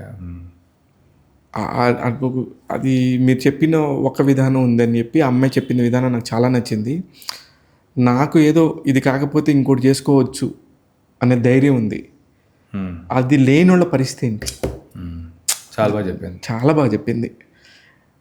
అంటే నేను అప్పుడు ఓకే అమ్మాయి చాలా అనుభవించి చెప్తుంది. అది అంటే ఎక్స్పీరియన్స్ చేసి మాట్లాడేదానికి అలా మాట్లాడేదానికి చాలా తేడా ఉంటుంది. మనం మాట్లాడే కన్నా ఇప్పుడు నేను మాట్లాడే కన్నా సార్ విక్టిమ్స్, అమ్మాయిల విక్టిమ్స్ సార్. నాకేమైనా అయి ఉంటే నేను టక్క అని షేర్ చేసేవాడిని, అసలు నాకు ఆపేవాడిని కాదు. వాళ్ళు విక్టిమ్ కాబట్టి వాళ్ళే అది ఫీల్ అవ్వగలుగుతారు. మనకేముంది అవునా అయిందా అనేది, వాళ్ళు డీపర్ లెవెల్లో వాళ్ళే ఫీల్ అవుతారు, వాళ్ళే ఆ సిచ్యువేషన్లో ఎక్స్పీరియన్స్ చేశారు కదా సార్. కరెక్ట్. అయితే ఇప్పుడు సార్ ఇక్కడ ఈ టాపిక్ వచ్చింది కాబట్టి ఇప్పుడు అనుష గారికి మీరు కొంచెం ఎట్లాగైనా హీరో మెటీరియల్, కొంచెం అందగాడు, హైట్ ఉన్నాడు అనుకొని ఇండస్ట్రీలో తిరుగుతూ ఉంటారు సార్. చాలామంది మాట్లాడాల్సి వస్తుంటుంది, తిరుగుతూ ఉంటారు. అనుష గారు ఏం ఫీల్ అవ్వరా సార్ మీ గురించి? అస్సలు పట్టించుకోదండి, ఎందుకంటే ఆల్మోస్ట్ మాకు 15 years ఉంది కదా ట్రస్ట్, లేకపోతే అండర్స్టాండింగ్, యాక్సెప్టెన్స్ ఇవన్నీ. సో తను ఏంటంటే అసలు పెద్దగా పట్టించుకోదు. అండ్ నా మైండ్ ఎక్కువ ఏంటంటే సినిమాలు అలా చేయాలి, మనం ఎలా కొలాబరేటివ్గా చేయాలి అని ఉంటుంది కాబట్టి అంటే అసలు ఎప్పుడు అట్లాంటి థాట్ కూడా రాదు, అస్సలు ఉండదు తనకెందుకో అది. నాకేమైనా కొంచెం ఇబ్బందికరంగా ఉంటుంది కానీ ఇప్పుడు ఫర్ ఎగ్జాంపుల్ ఏమైనా సీన్స్, కొంచెం రొమాంటిక్ సీన్స్ ఏమైనా ఉంటే నాకు కొంచెం ఆ మైండ్ సెట్ చేసుకుని ఇప్పుడు ఎలా చేయాలి, ఇది ఎలా అప్రోచ్ చేయాలనేసరికి అంత నార్మల్గా ఉంటుంది. పిచ్చి పిచ్చిది బాగా చేస్తావులే నువ్వు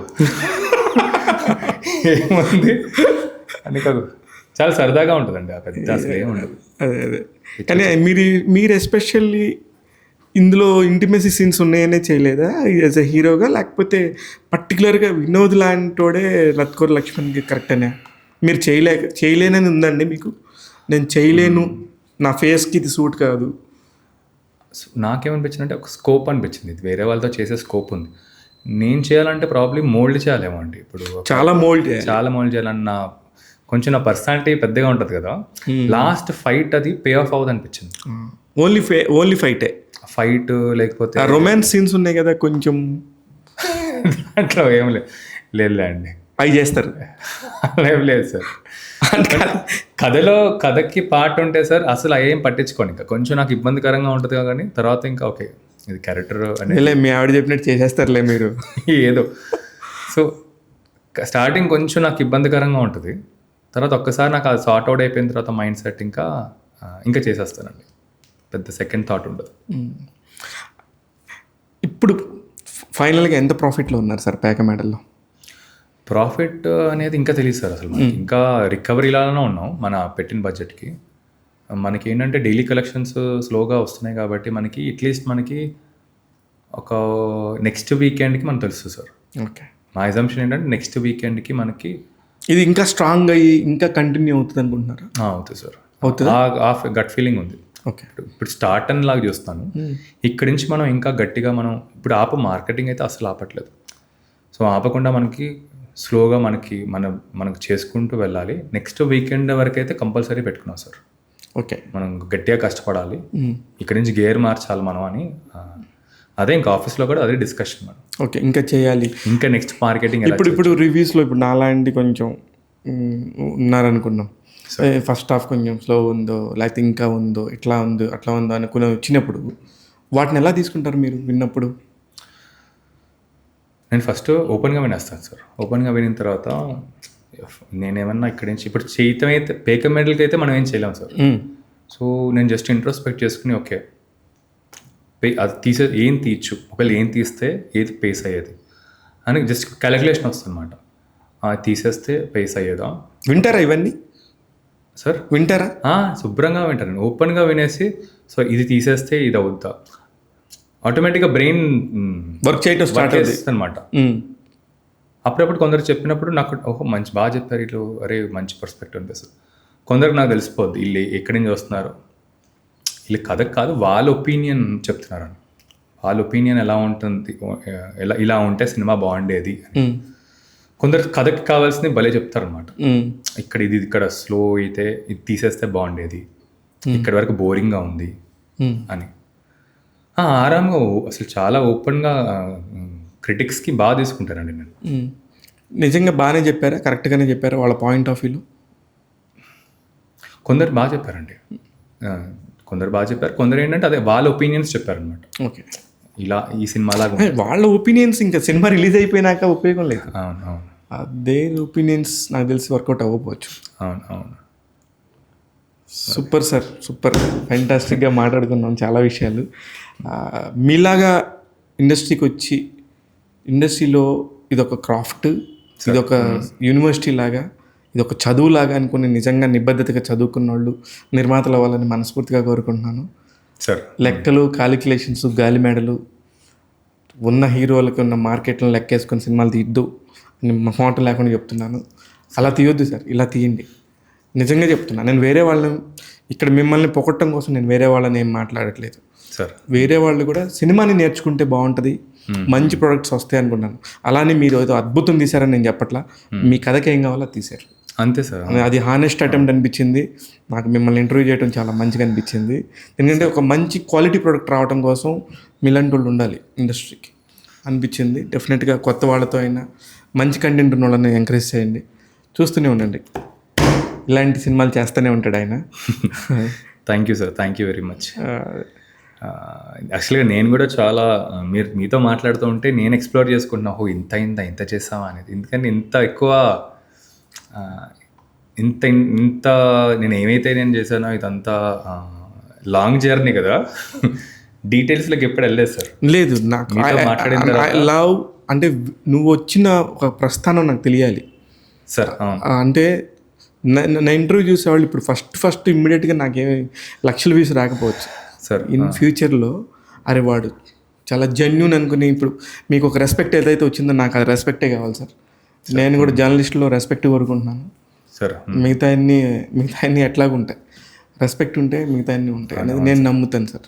అందుకని అదే నాకు కూడా సినిమా ఇంట్రెస్ట్, నేను కూడా సినిమా ప్రొడక్షన్ చేయాలి ఏదో ఉంటాయి కదా సార్.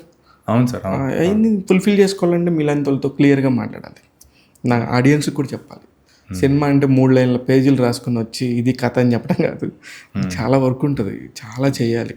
అవును సార్ అవును అది చాలా ఈజీ అనుకోవటం అనేది తెలియని తను. గబాన్లో ఎవడికో కోర్టులో ఒకడికి వస్తుంది విచిత్రంగా సక్సెస్, అది కూడా ఎక్కువ కాలం నిలబడదు సార్. అవును అవును టెంపరీ.